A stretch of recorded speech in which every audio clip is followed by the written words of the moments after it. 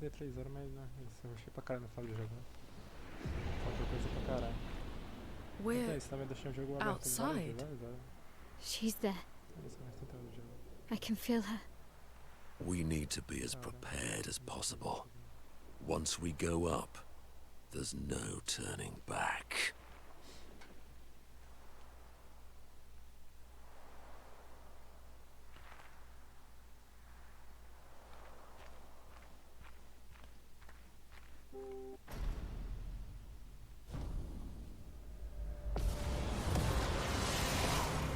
How bring it of your father to use you like this.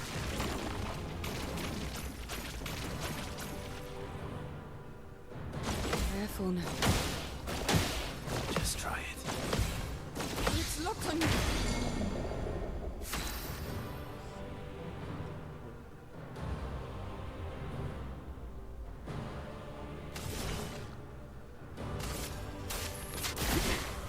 Let's have some fun. Do you understand what you've done? You killed him!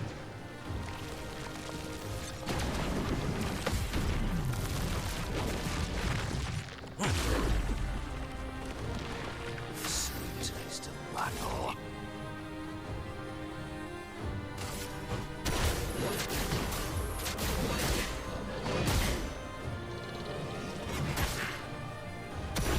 Who are you supposed to be? No matter. Ready.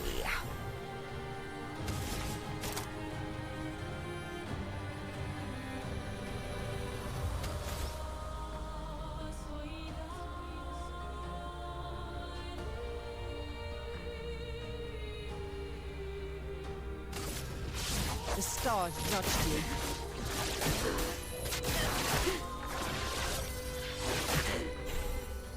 I'm waiting. Even you.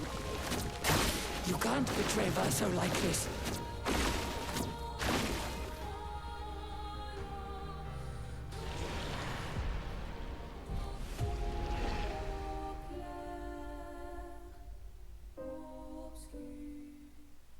Explosão, velho, caralho.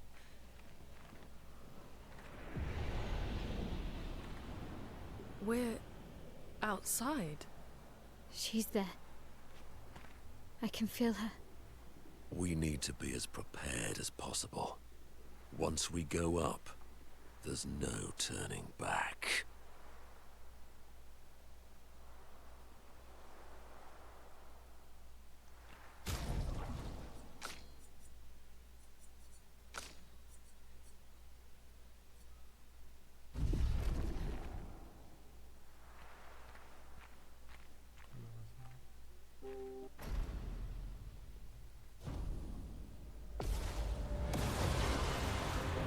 How cruel Oh, of yes, your I father love to dance. use you like this.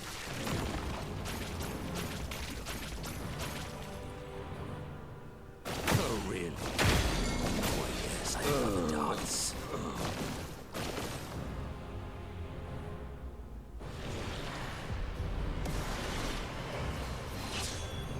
Do you understand what you've done?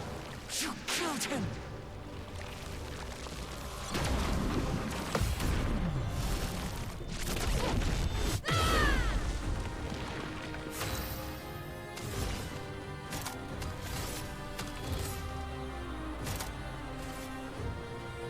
Show me what you can do.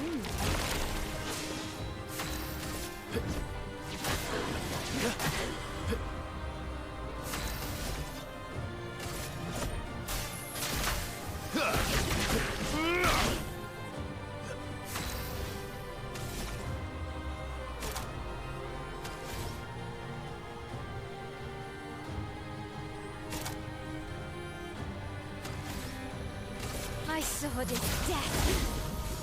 Who are you supposed to be? No matter. Ready to parry. Even you. You can't betray Verso like this.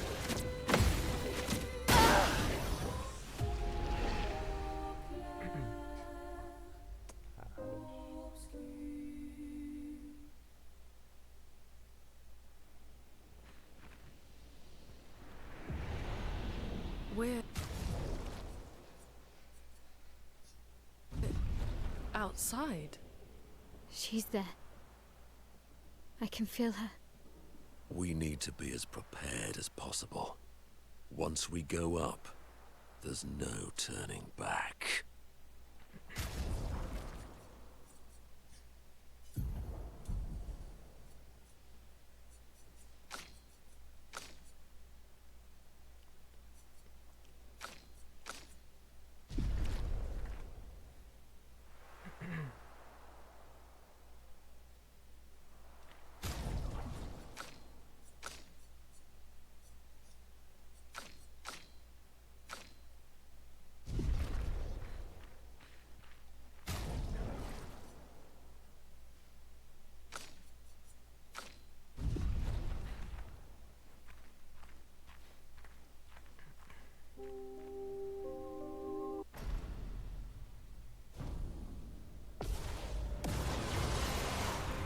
How I'm ready. cruel of your father to use you like this.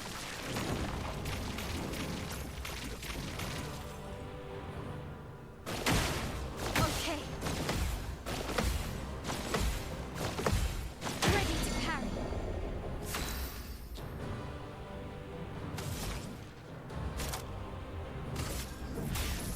Elements, converge! This will hurt. Do you understand what you've done? You killed him!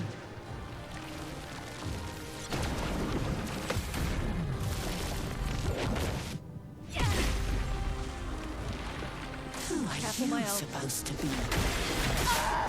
No matter. Now is our chance. Meet your reckoning. I'm ready. Even you. You can't betray Verso like this.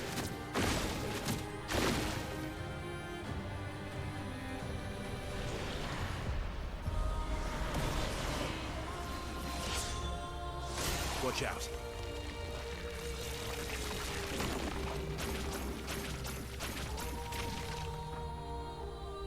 Oh, really? Today, Impressed.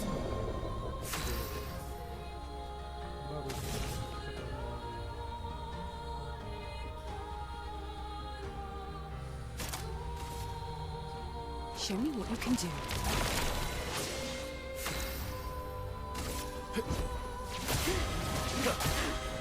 Cut him down. Time to strike. Look out.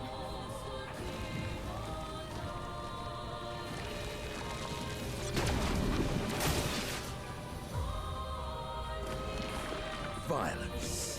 Why, yes, I love a dance.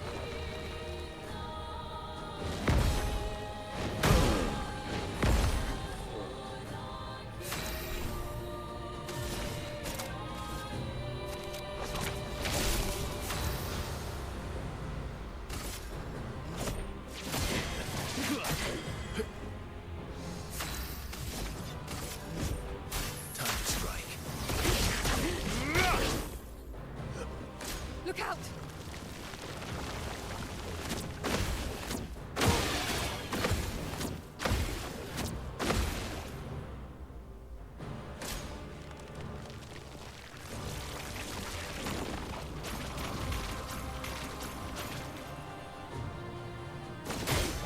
Bring it on. Tem que aprender essa porra de ataque, né? Deixa eu começar essa merda.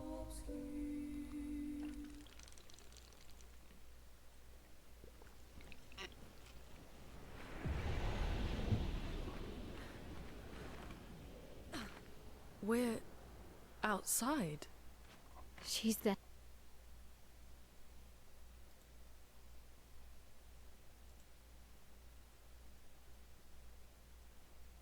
No turning back.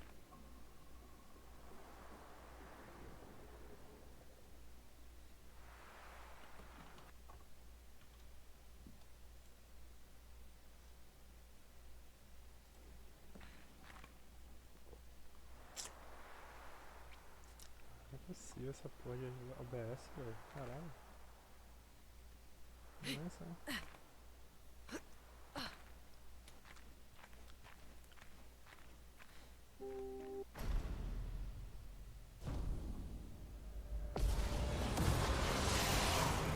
How cruel of your father to use you like this.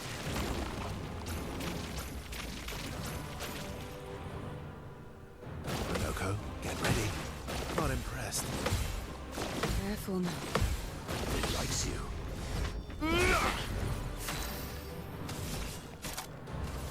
Show me what you can do. Let's carve a path.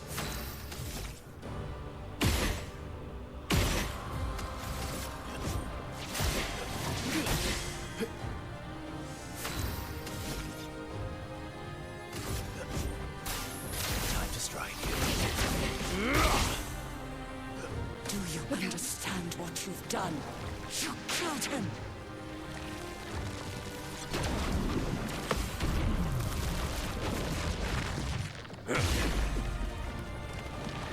So much power.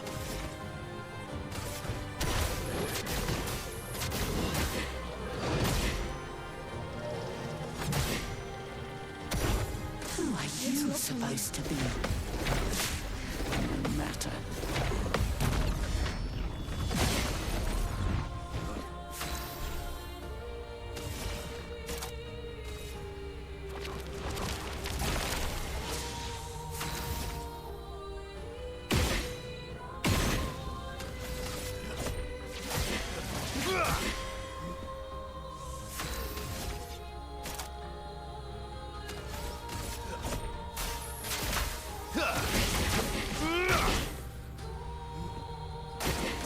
Your turn to dance. Even you. You can't betray Verso like this.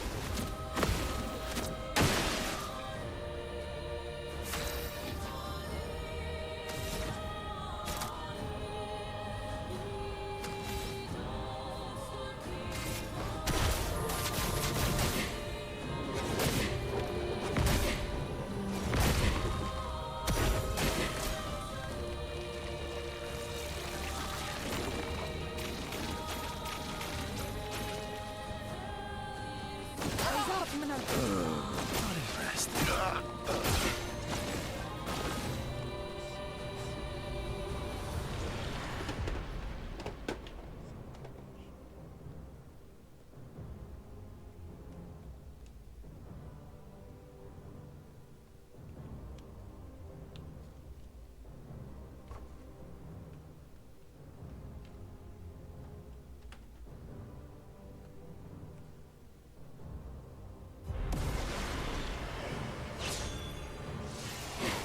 Ready to evade.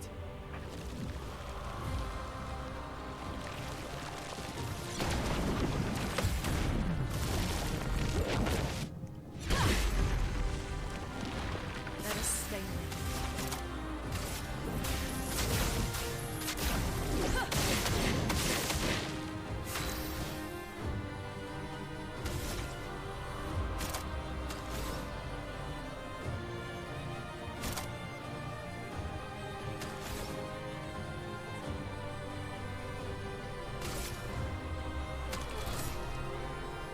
Your sword is death.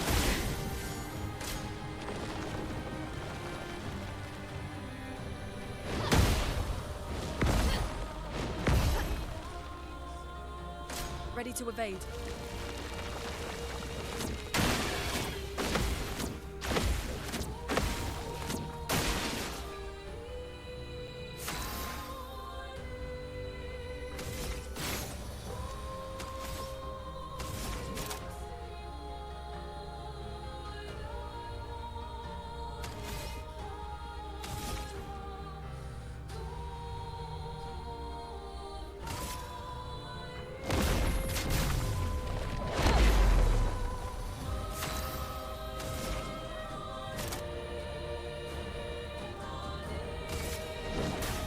Meet your reckoning.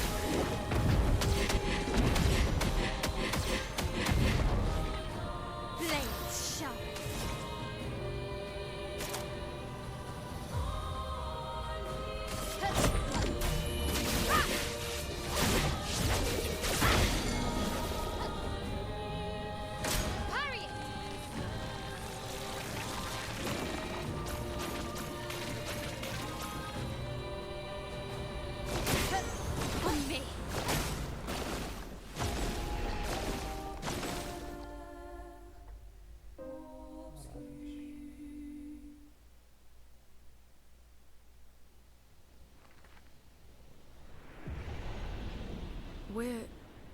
outside.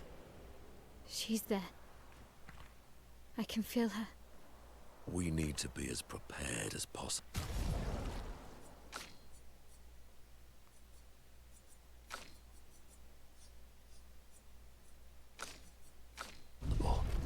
Once we go up, there's no turning back.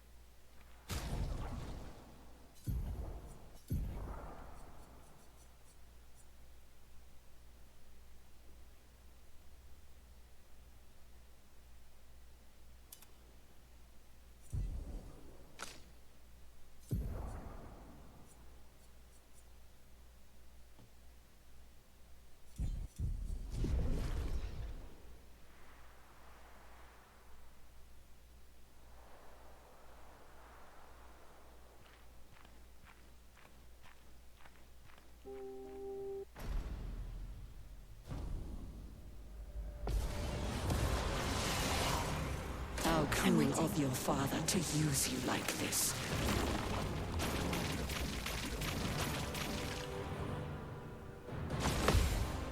Your turn to dance. Watch out. Let's pay.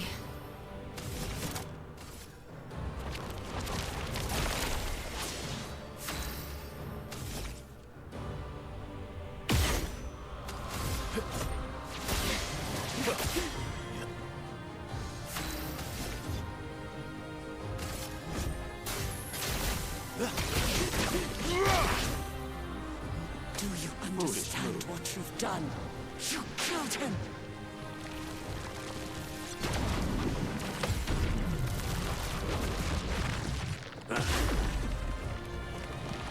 Violence.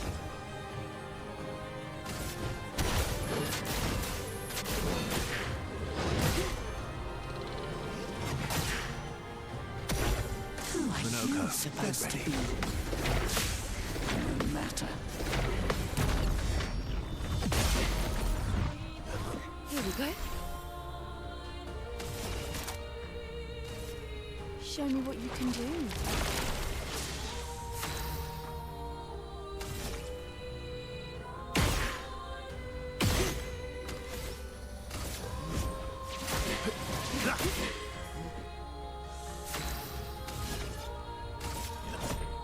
Time to strike.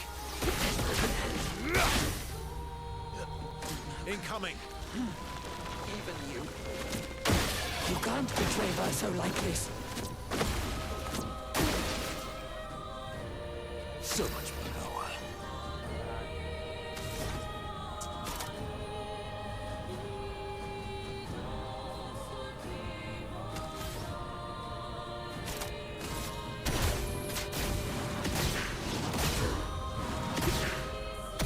Why, yes, I love a dance.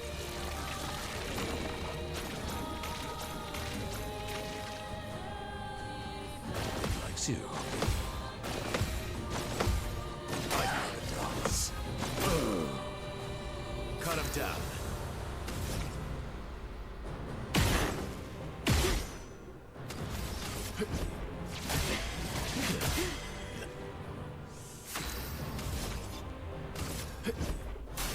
Time to strike. Not impressed.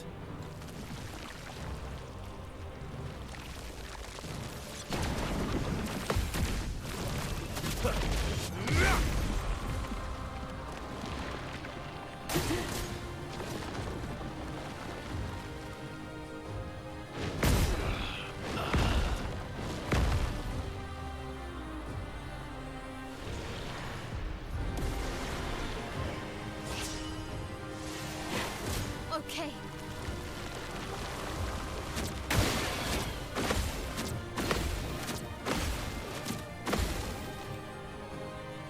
Now was our chance.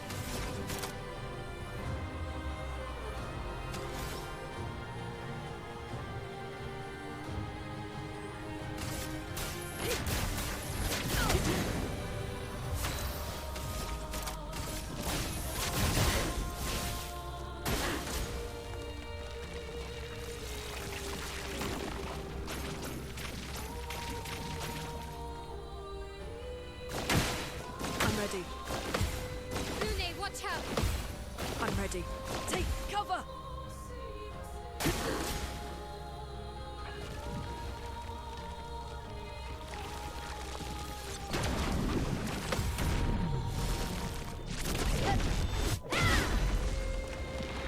So much potential.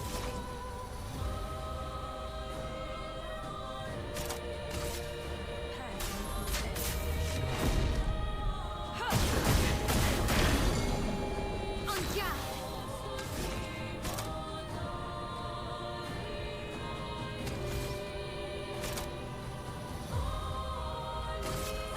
This will hurt.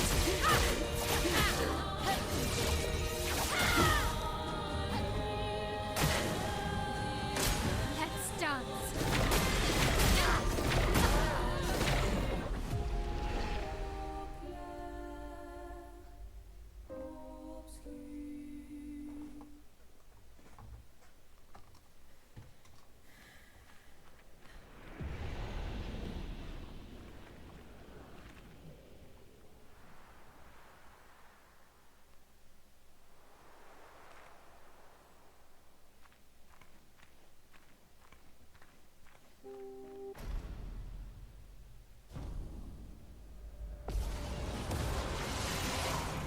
How cruel of your father to use you like this.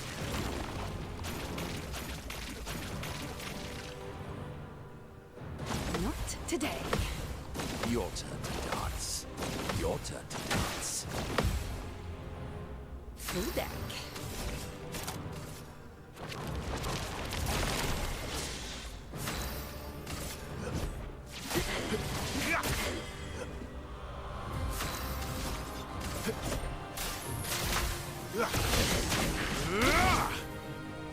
Do you understand what you've done?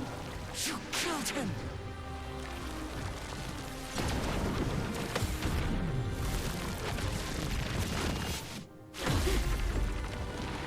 A bit of violence, yes.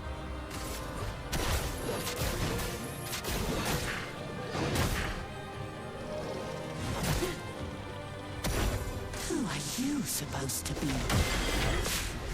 No matter.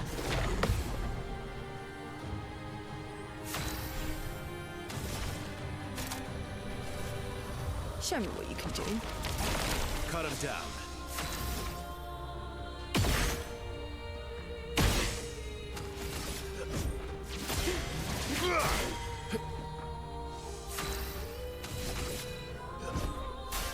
Time to strike.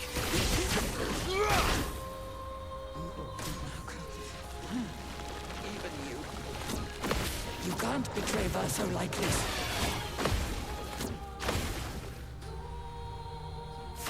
What to choose?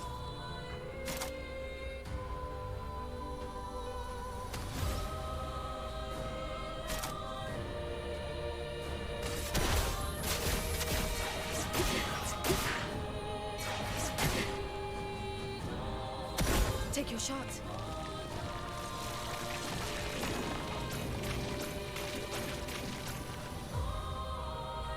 Not impressed. Foolish move. Careful now. I die. So be it.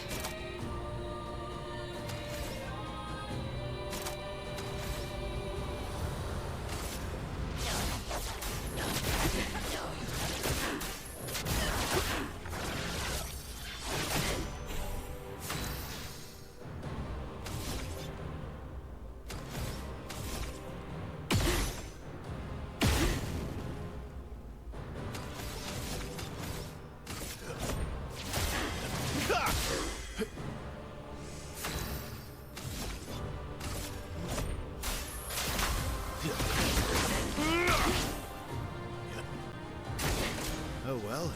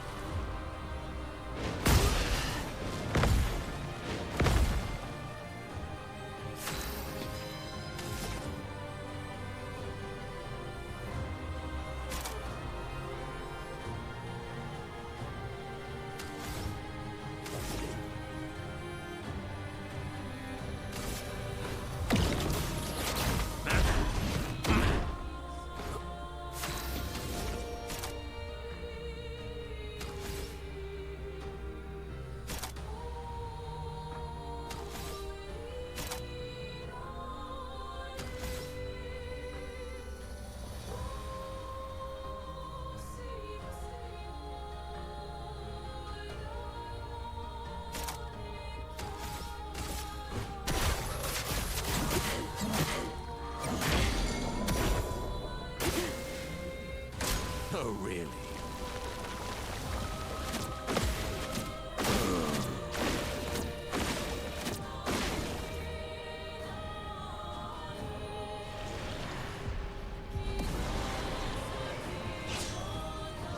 Turn up!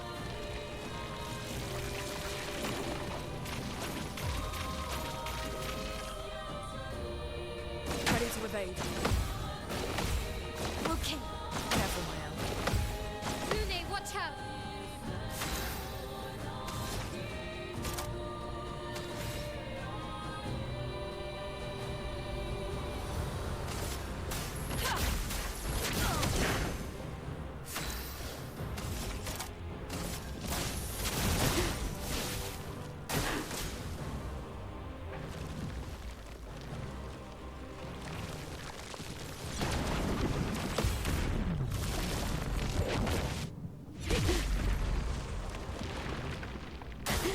Careful, Mael.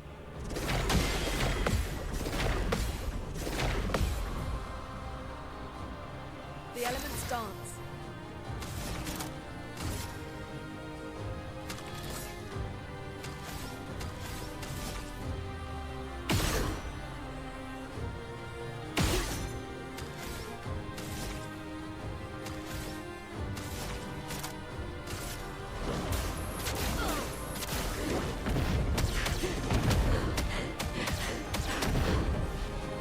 I'm ready.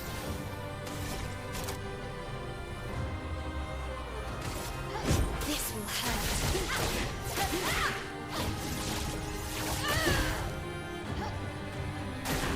Careful, Mael.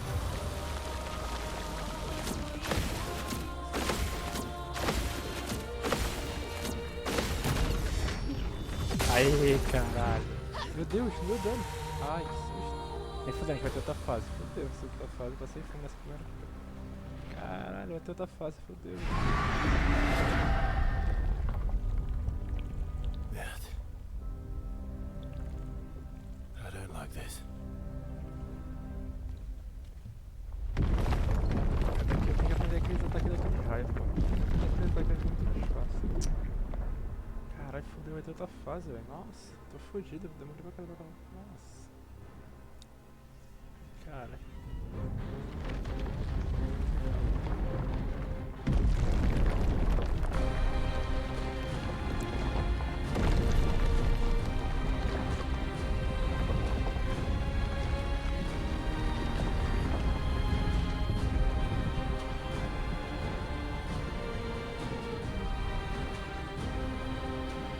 Let's go.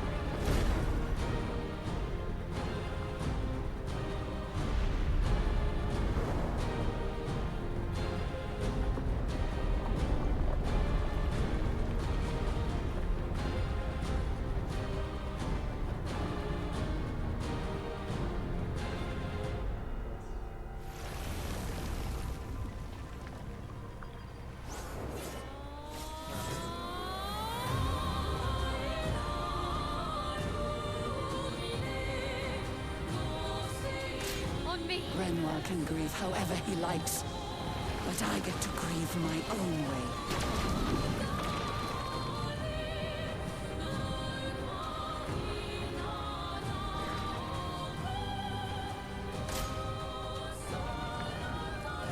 Renoir thinks I would not defend myself if he used your face. How little he understands me.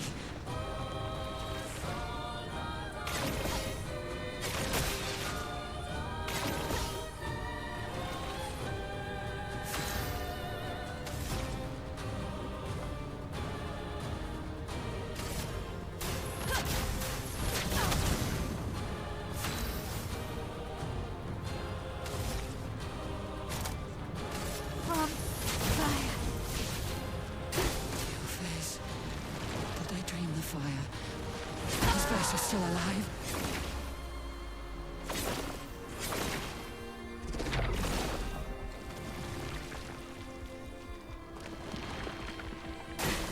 Ready to evade. Arrogant man. I taught him to paint. And he seeks to use my creations against me?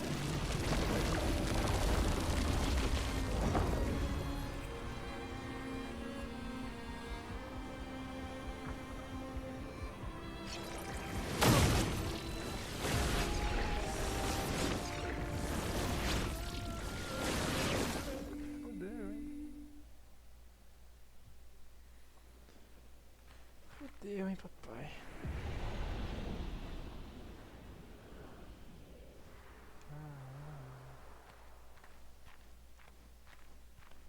Que fudeu. Caralho. How cruel of your father to use you like this.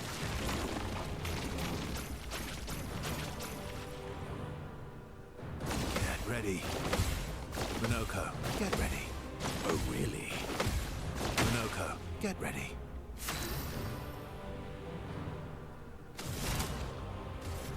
Show me what you can do. Ready to strike.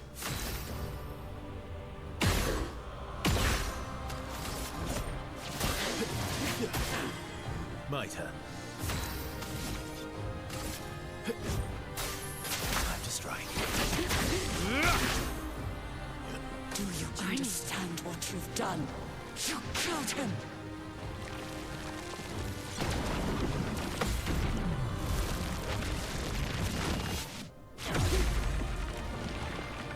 Ah, what to choose?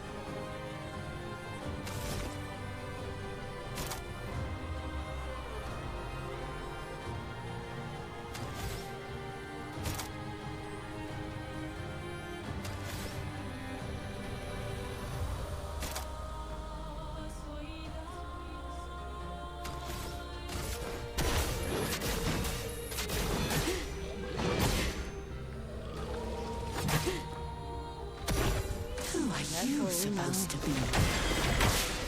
No matter.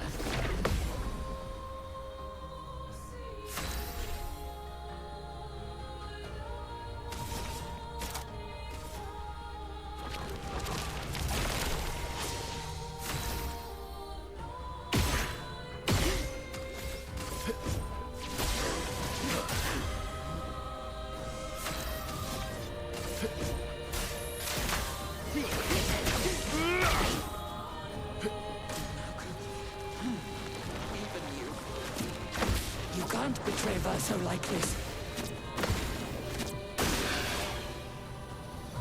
Now's my favorite part.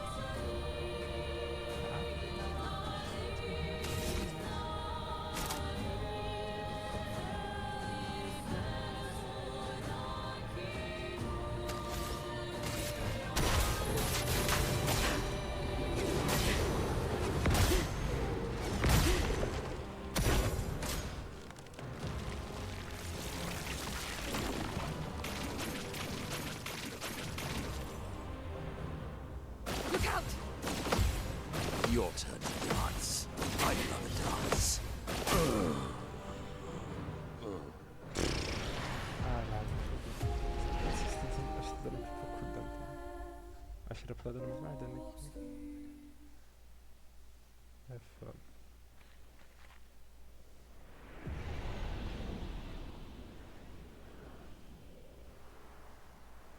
Eu acho que era pra estar dando muito mais dano por aqui, velho.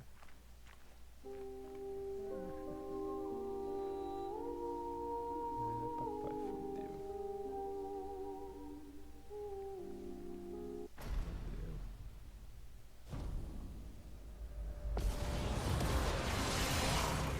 How cruel of your father to use you like this.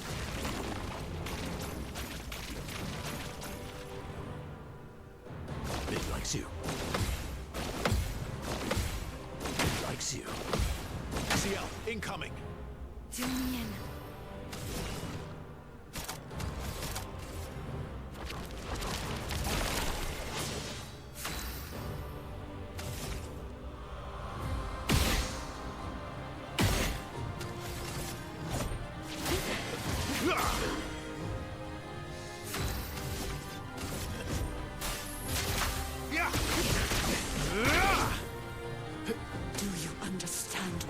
done? You killed him.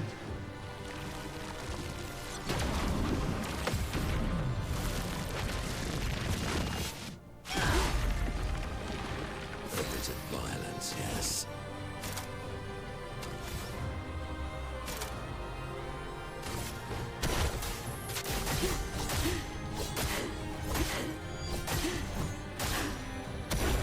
Who are you supposed to be? No matter. Full deck.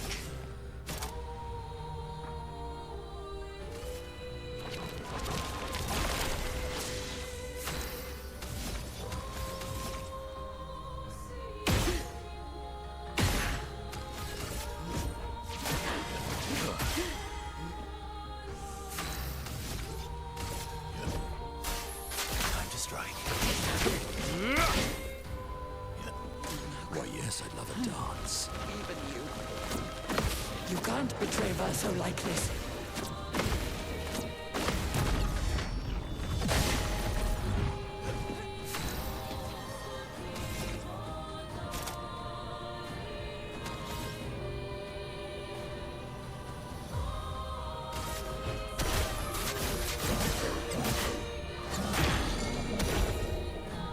Let's gamble.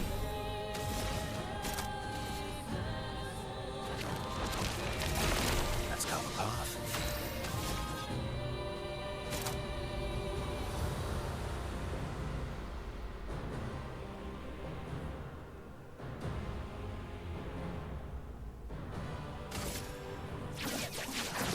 Two stars.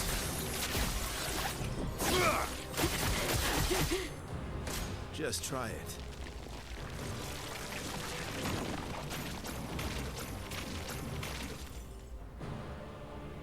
Your turn to dance. Minoko, get ready. Oh, really? Pô, finalmente, velho.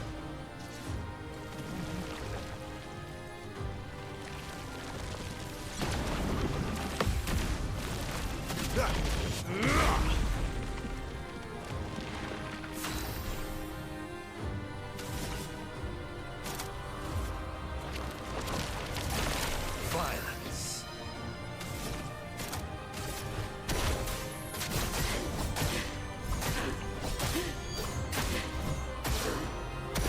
Maximum damage.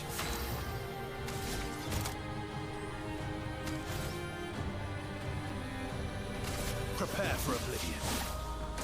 Incoming.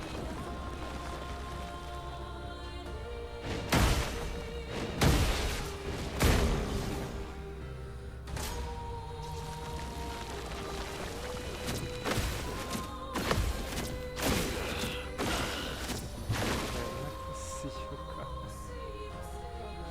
Igual tudo tão perfeito, velho.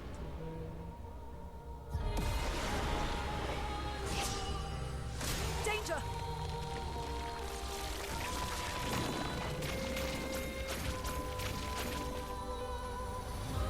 I'm ready. Careful, Mael. Ready to parry. I'll do it. Let's dance. Time to hit big.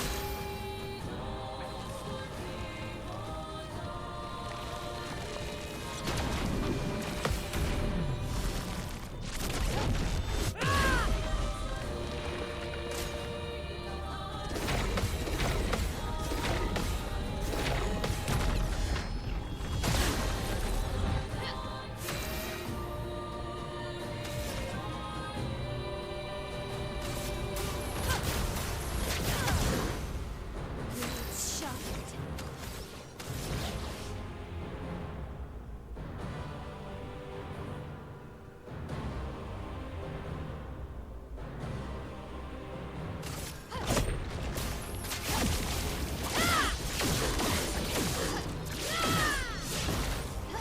Blades sharpened.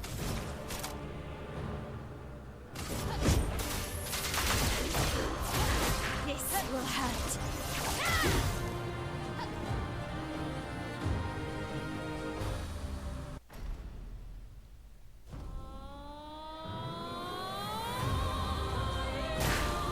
Ready to evade. Renoir can grieve however he likes.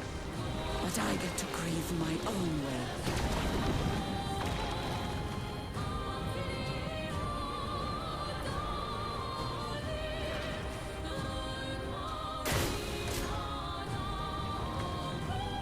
Renoir thinks I would not defend myself if he used your face. How little he understands me.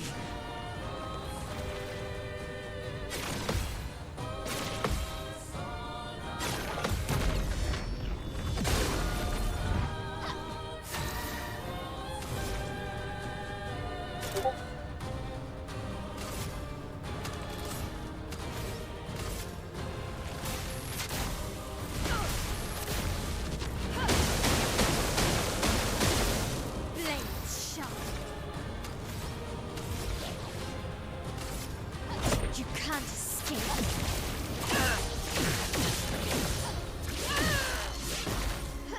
Blades sharp. This will hurt.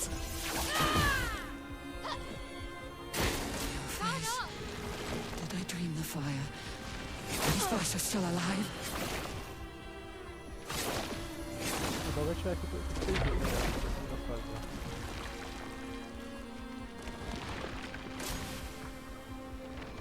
Arrogant.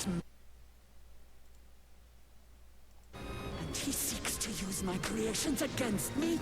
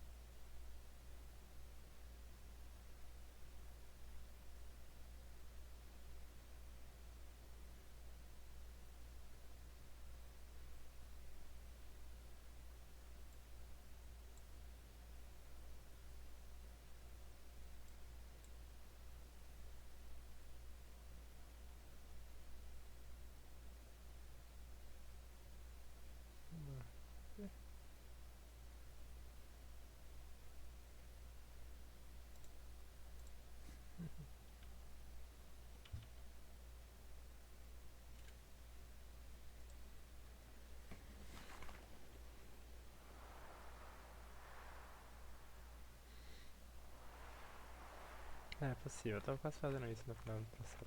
Olha lá. Bagulho.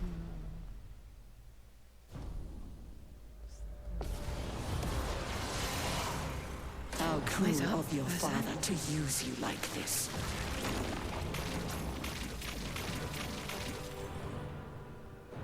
That's more like it. Careful now. It's not from you. CL, incoming. Well, well. You're outmatched. Do you understand what you've done? You killed him!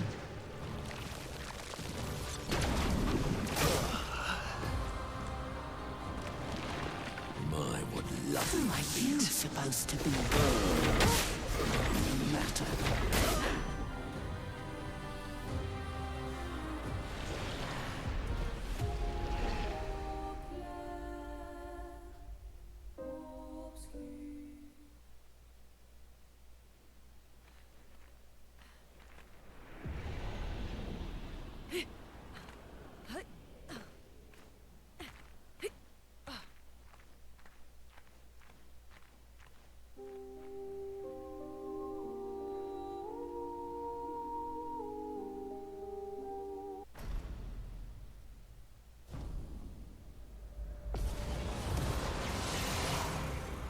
cruel of your father to use you like this.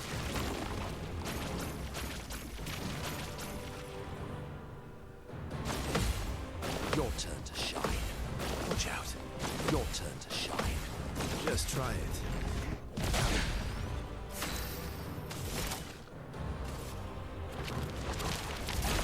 Cut him down.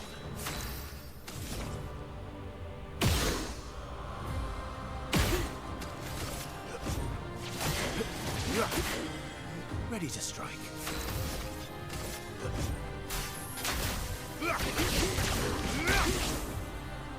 Do you Careful now. understand what you've done?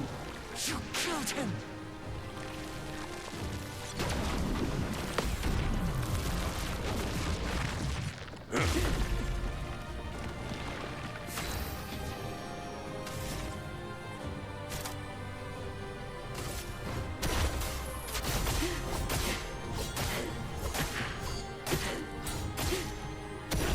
Who are you supposed to be? No matter. Let's gamble. Show me what you can do. Let's carve a path.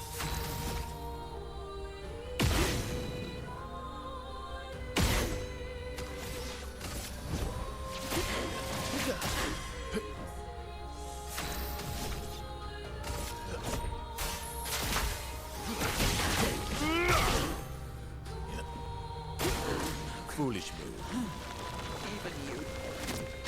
You can't betray Verso like this.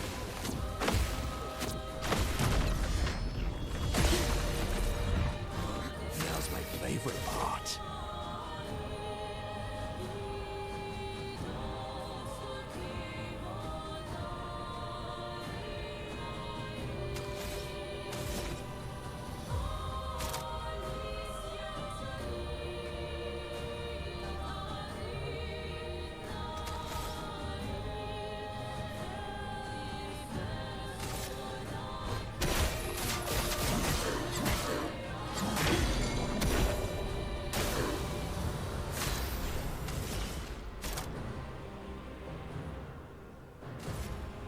Show me what you can do.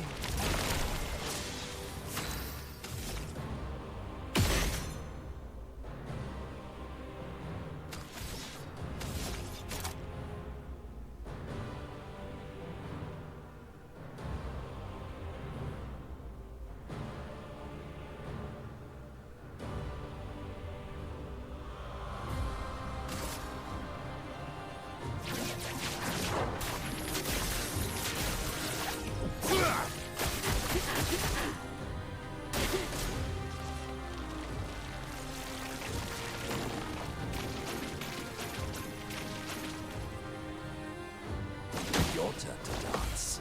Eyes up, person. I'm waiting. Meu Deus,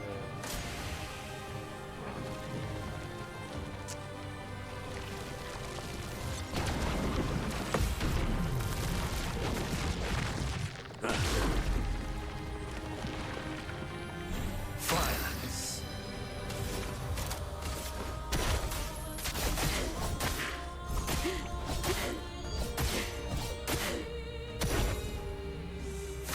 Foolish move.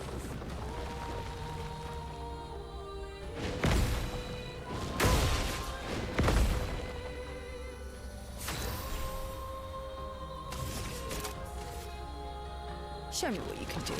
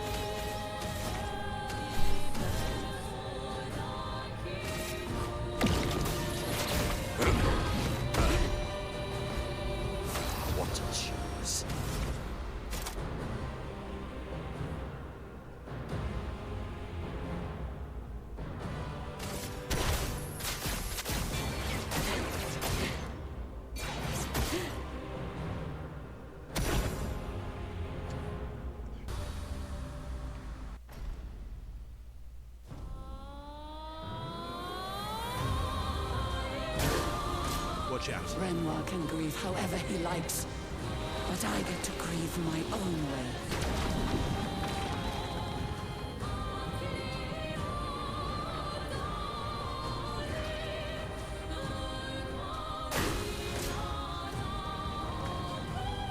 Renoir thinks I would not defend myself if he used your face. How little he understands me.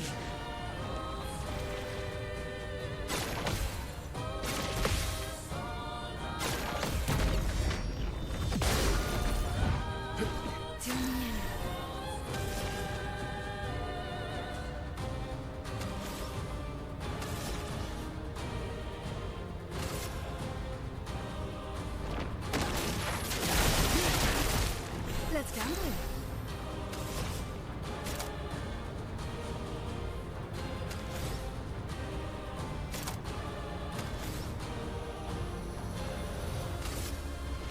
The stars judged you.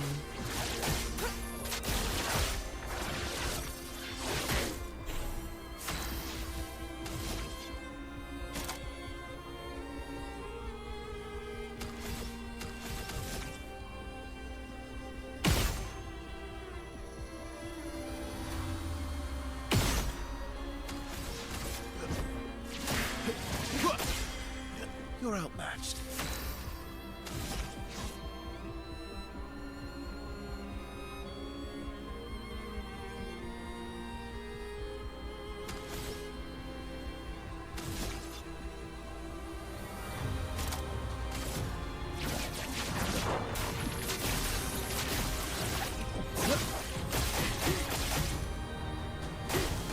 Your turn to dance. Did I dream the fire?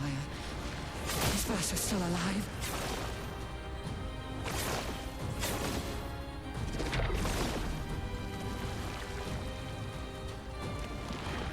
Now's my favorite part.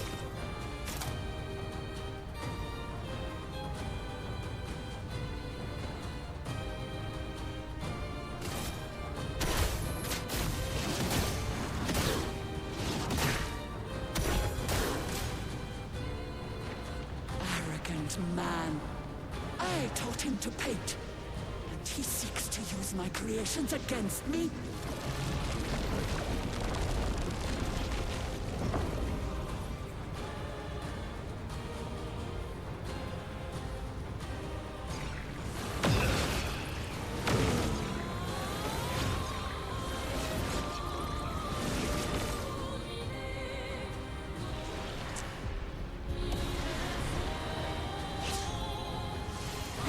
Foolish child, you defied me, and now he's dead!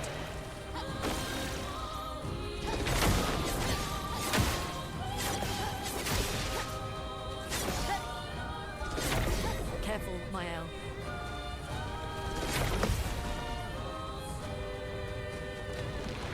Let the ink flow.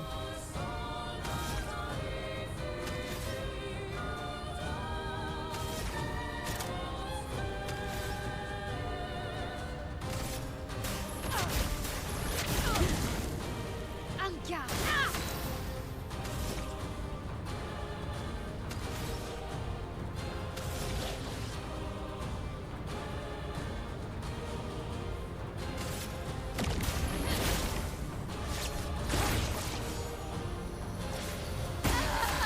Okay.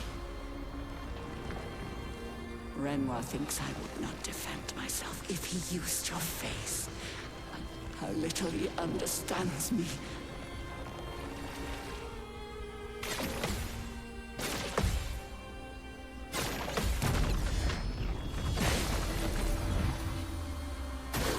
Ready to evade.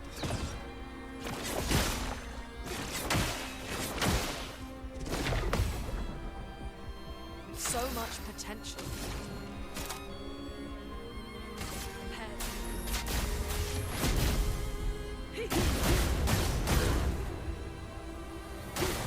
Ready to evade. I'm not crazy. I know exactly what I'm doing.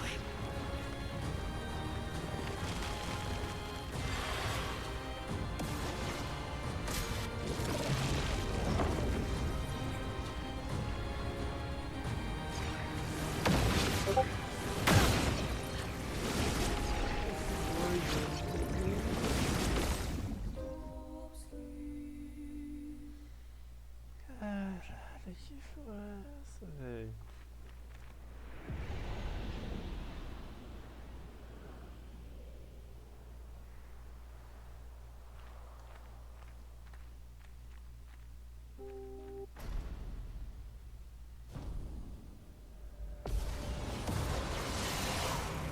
How cruel of your father to use you like this.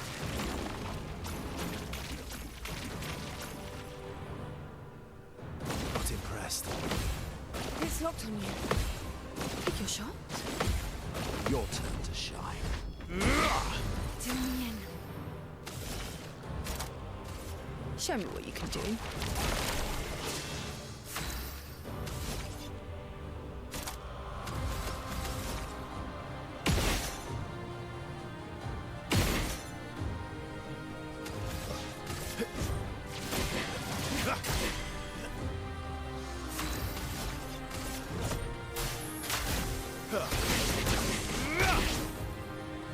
Do you understand what you've done? You killed him!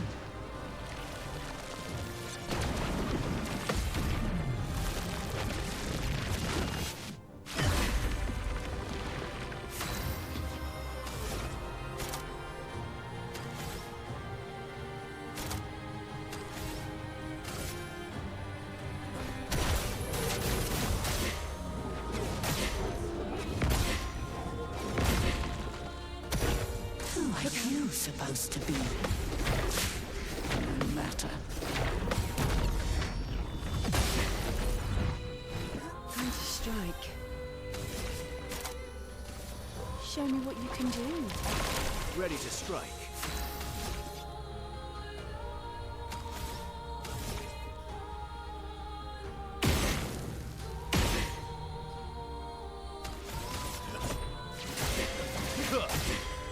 Let's carve a path.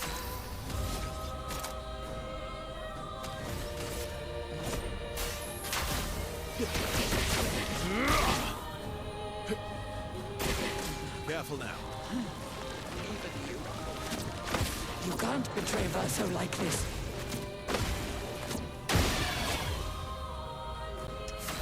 What to choose?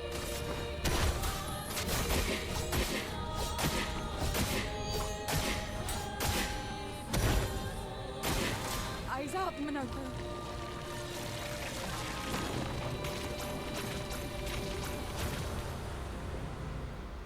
Look out. Your turn to dance. Not today. Full deck.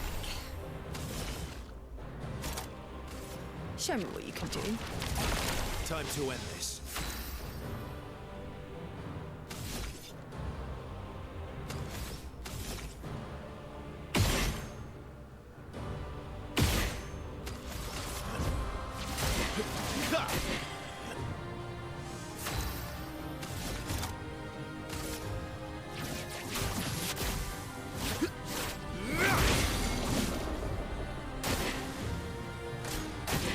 Eyes up, Minoko.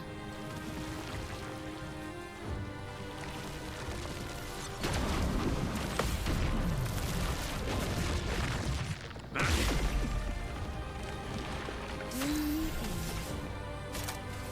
in. Your turn to shine.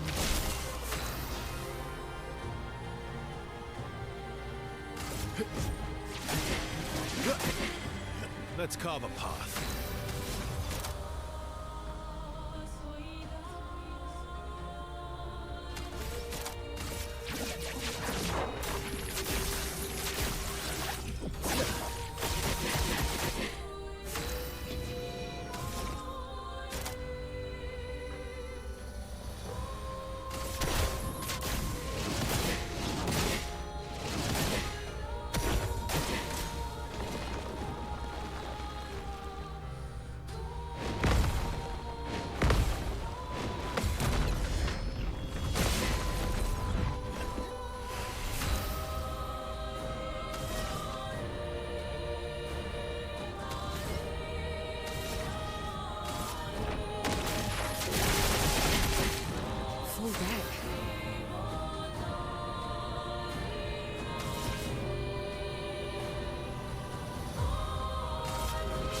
The stars judge you.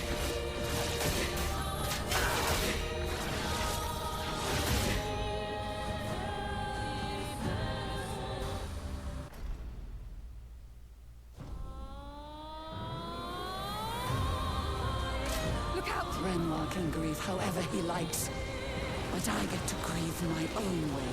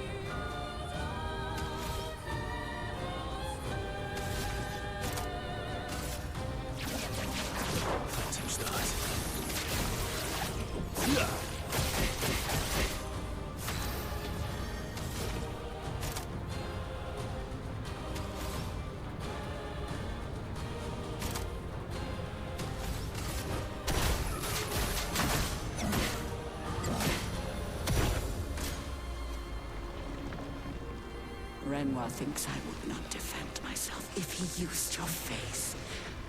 How little he understands me.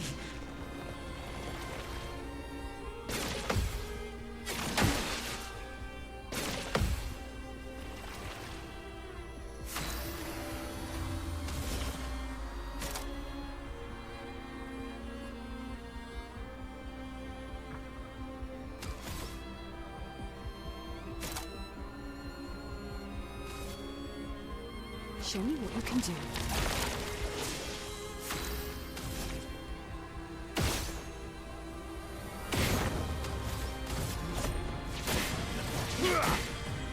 Ready to strike.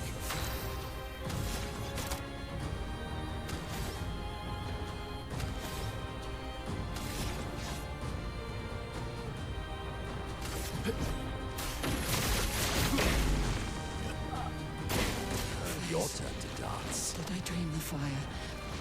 Is Bertha still alive?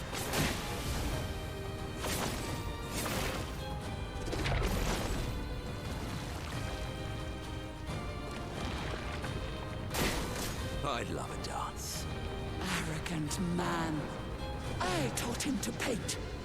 And he seeks to use my creations against me.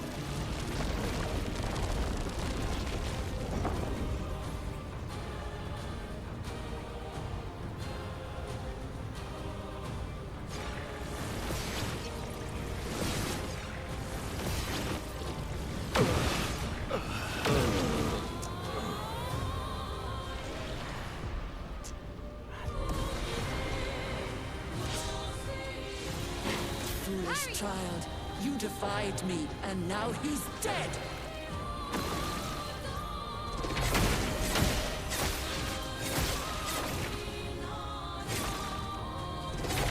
Ready to parry.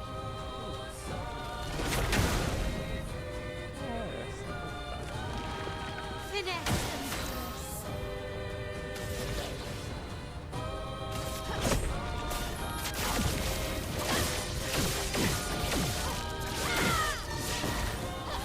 Finesse and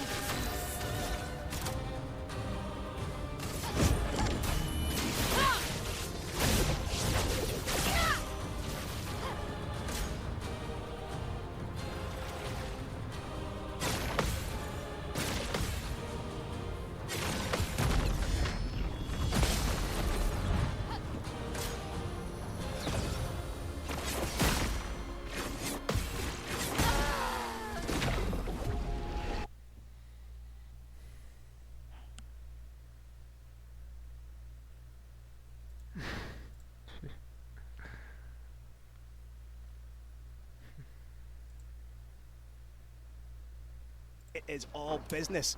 Big overhand. Oh, he dropped it! It's over! Just like that! That was a record breaker! The pleasure He's man! running back! The pleasure into man makes a Anna run Fort. for it! Never before seen! One of a kind! Did you get a phone call or something because you darted back into the fort? No, I had to Reef Creek. That's why. Reef Creek. No, I had to real quick. That's why. And jokes have fear.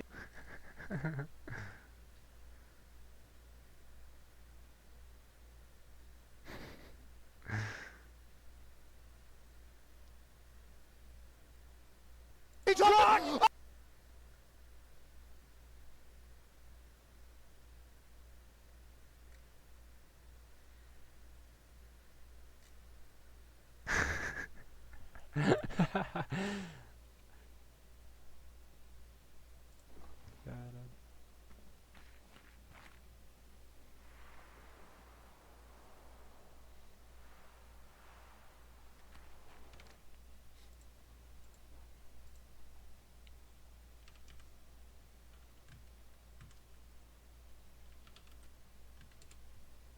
Deixa eu ver se eu dou nessa porra aqui.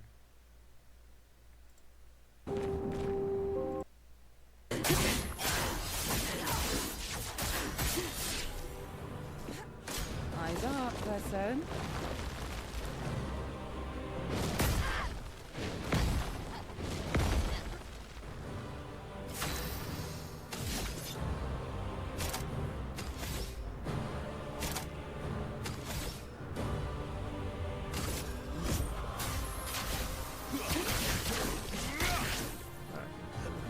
Bring it on.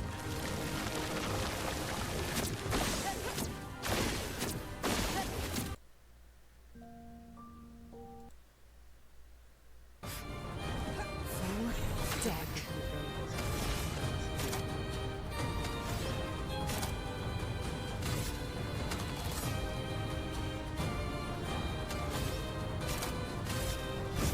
Your fate. The seal.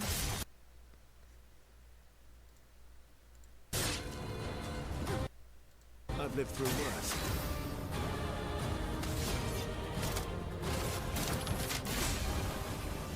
Just try it. I'm not crazy.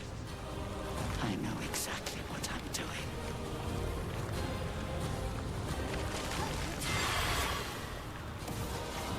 This will hurt.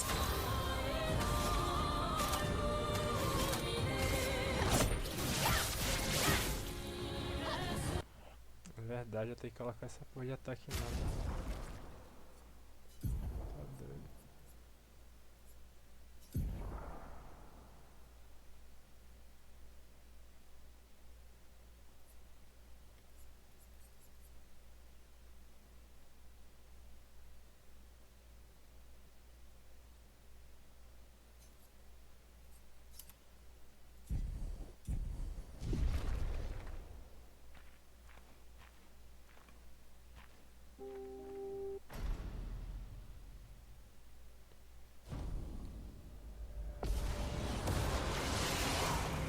How cruel of your father to use you like this.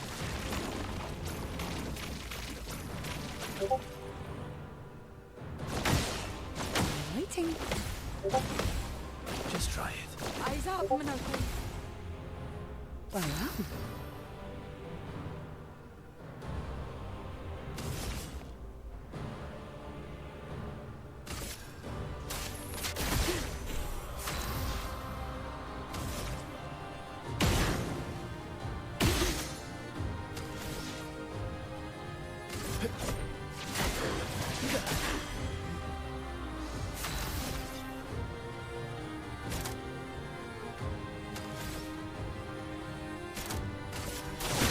This will hurt.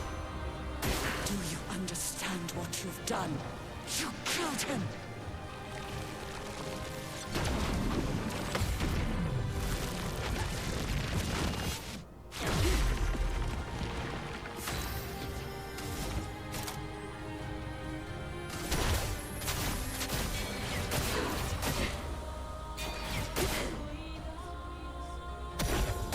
Who are you supposed to be? No matter.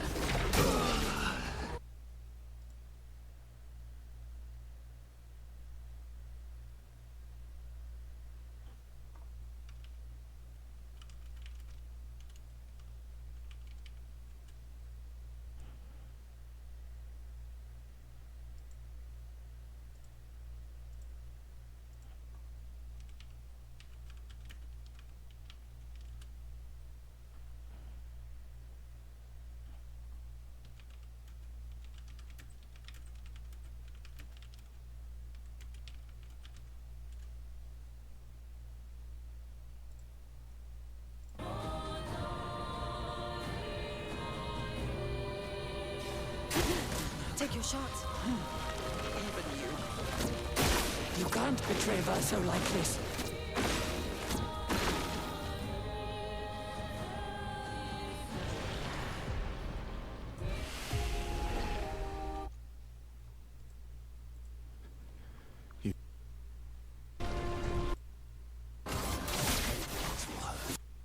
I would have lived. Look out. Dave. Get ready. Get ready. Look out. Take your shot. I would have lived.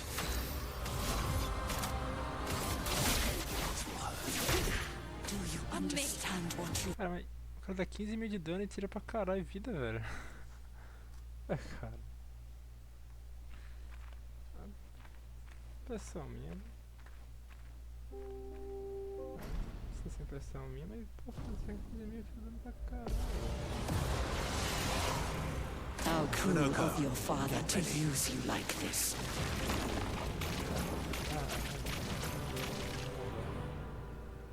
I'm waiting. Phew. Eyes up, Verso. Oh well.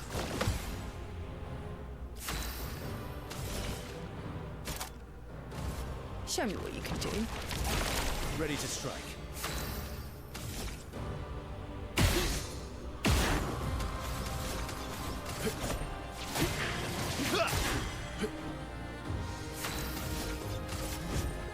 Time to strike. Do you understand what you've done? You killed him!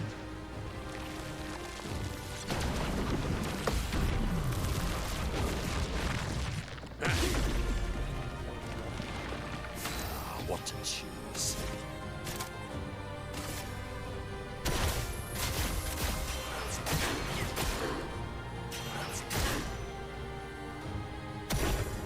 Who are you supposed to be?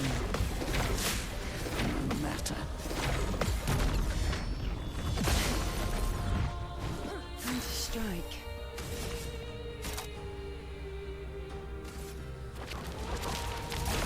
You're outmatched.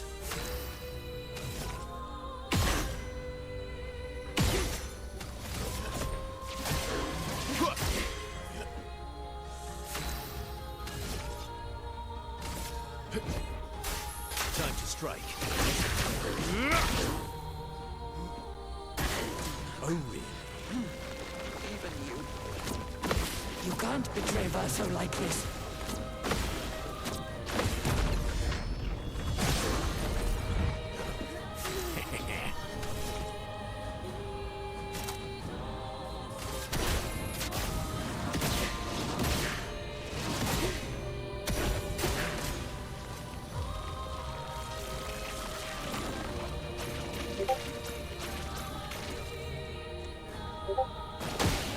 Get ready. Just try it. Your turn to dance. Do me in.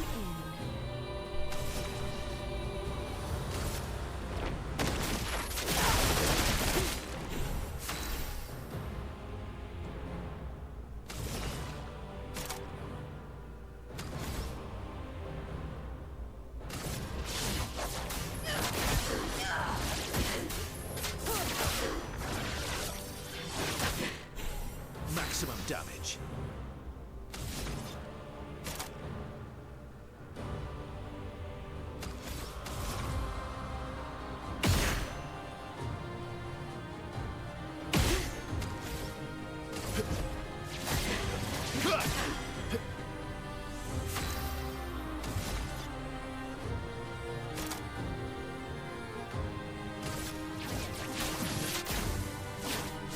Break.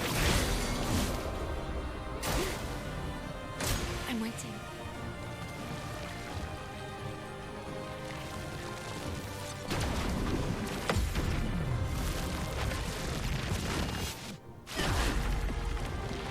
Do me in.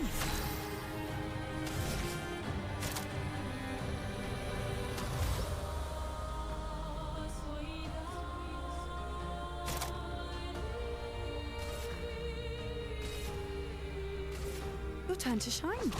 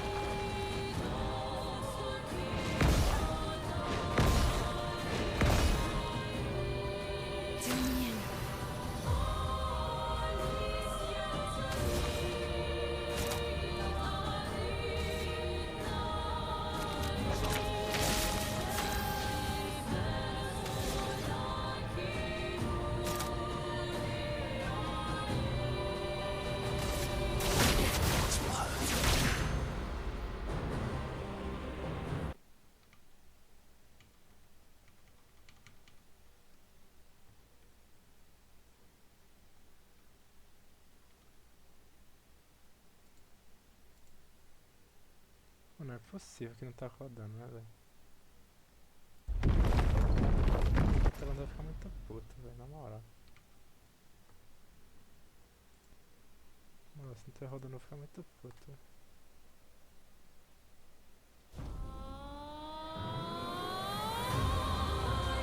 I'd love a Renoir glance. can grieve however he likes, but I get to grieve my own way.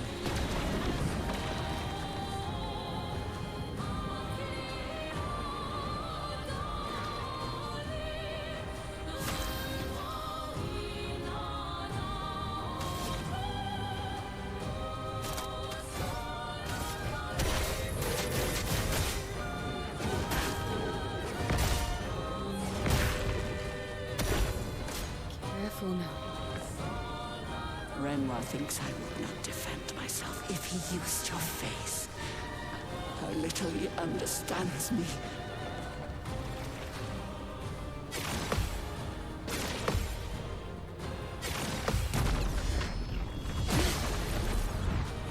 Full deck.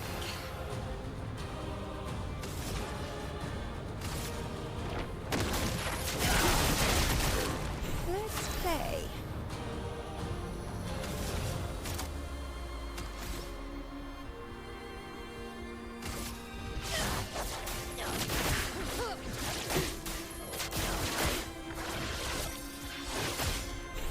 My turn.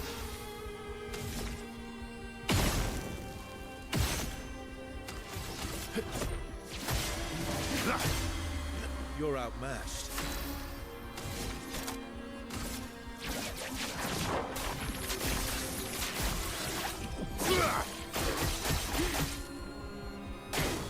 Eyes up, Monaco. Did I dream the fire? His voice is still alive.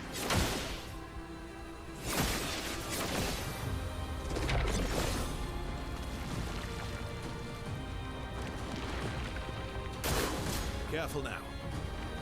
Arrogant man. I taught him to paint.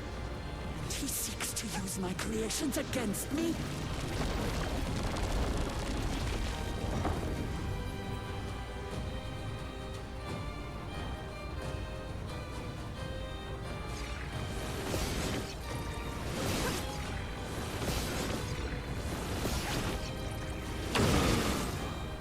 Full deck.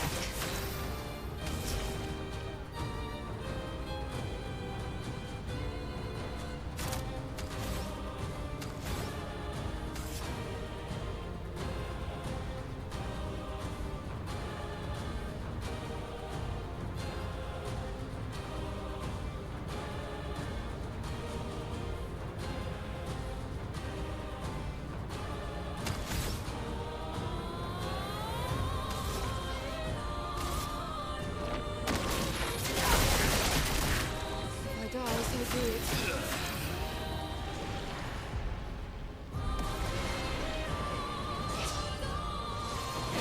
Foolish Take child. cover. You defied me, and now he's dead.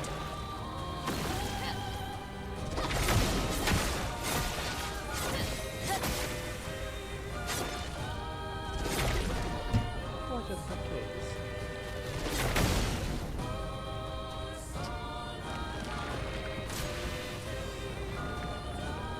Tell your father I don't need him to look out for me.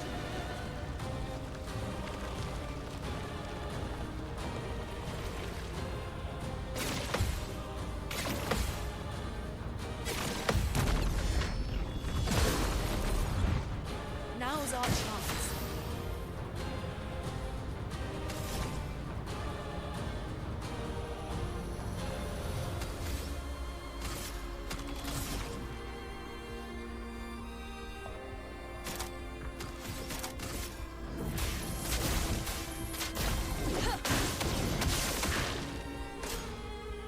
I'm not crazy. I know exactly what I'm doing.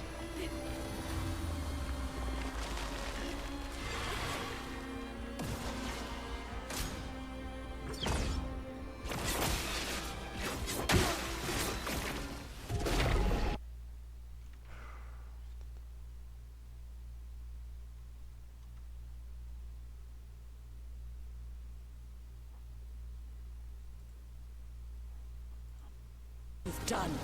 You killed him.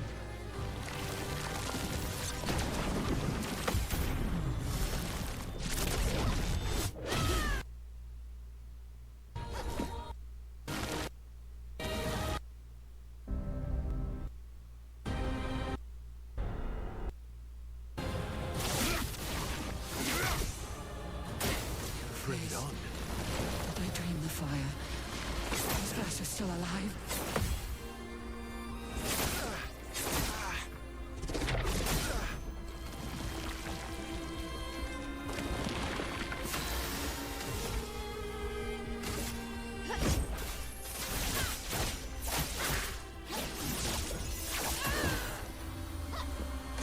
Oh well.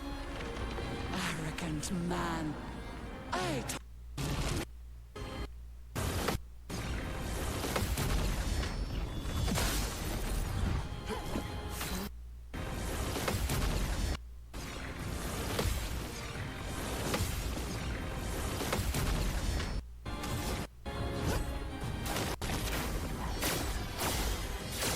Oh, my love. Full deck.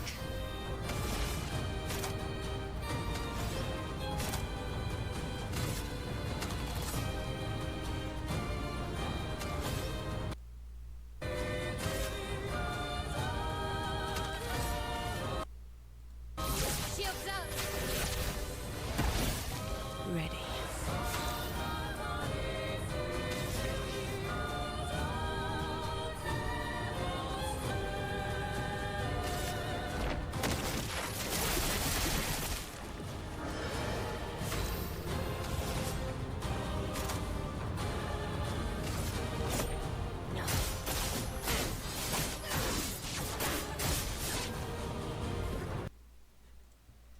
É louco.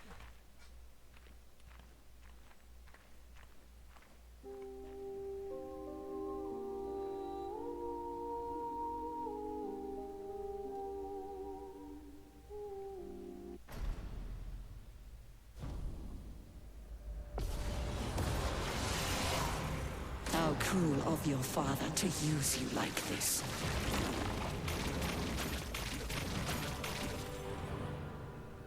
Minoko, get ready. It likes you. It likes you.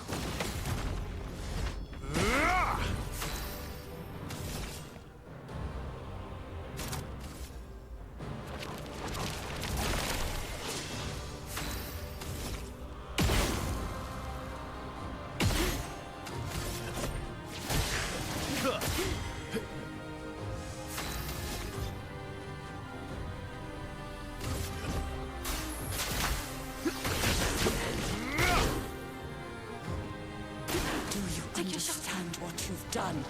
You killed him!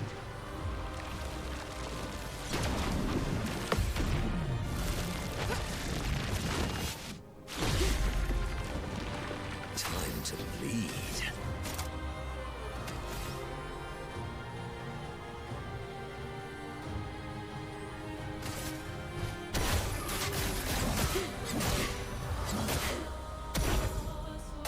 Who are you supposed to be? No matter. Ready?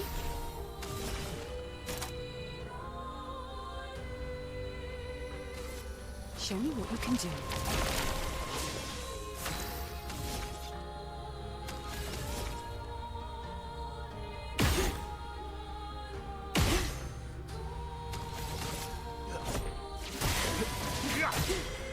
Let's carve a path.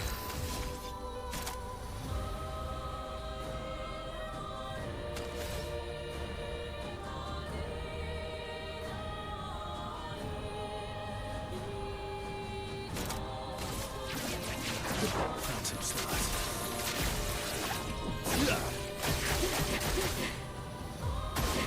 I'd love a dance.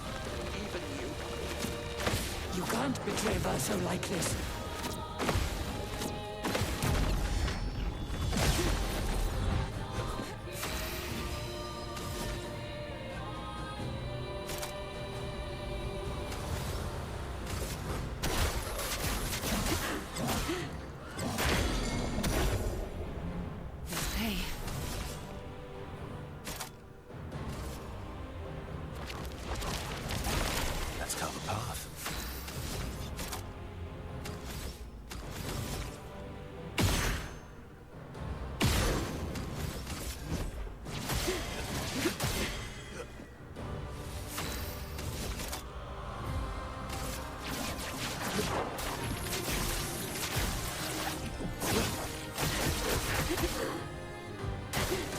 Foolish move.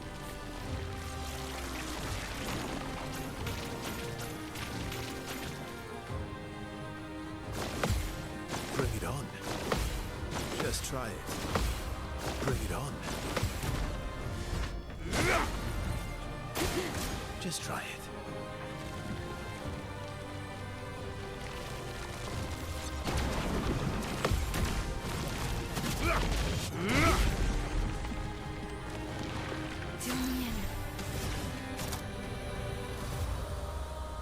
Show me what you can do.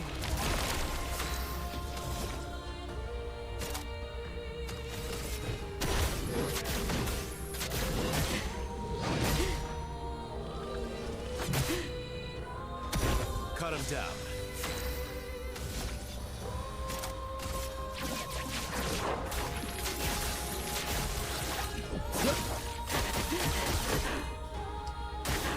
Minoko, get ready.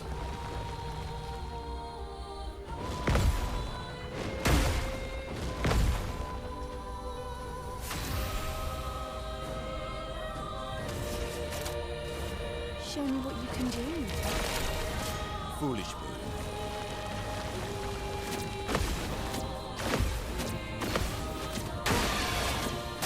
Ah não, velho. Vai se fuder. Time to end this. Tomar no cu, velho.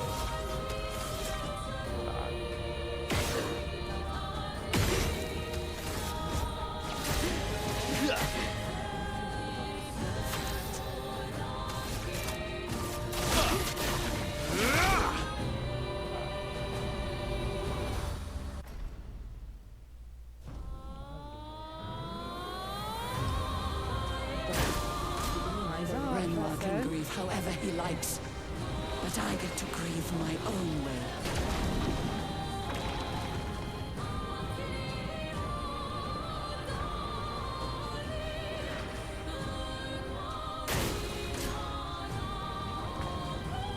Renoir thinks I would not defend myself if he used your face. How little he understands me.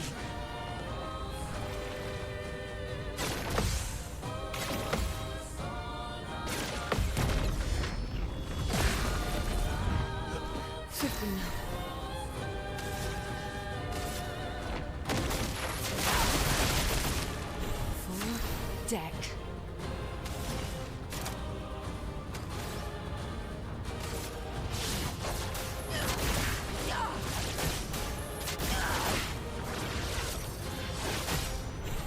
You're outmatched.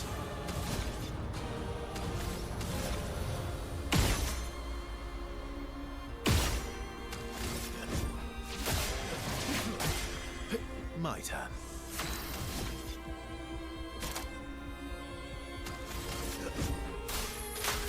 Your face.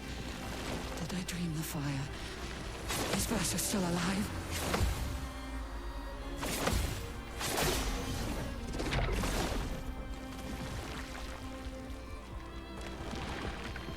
Just try it. Arrogant man. I taught him to paint, and he seeks to use my creations against me?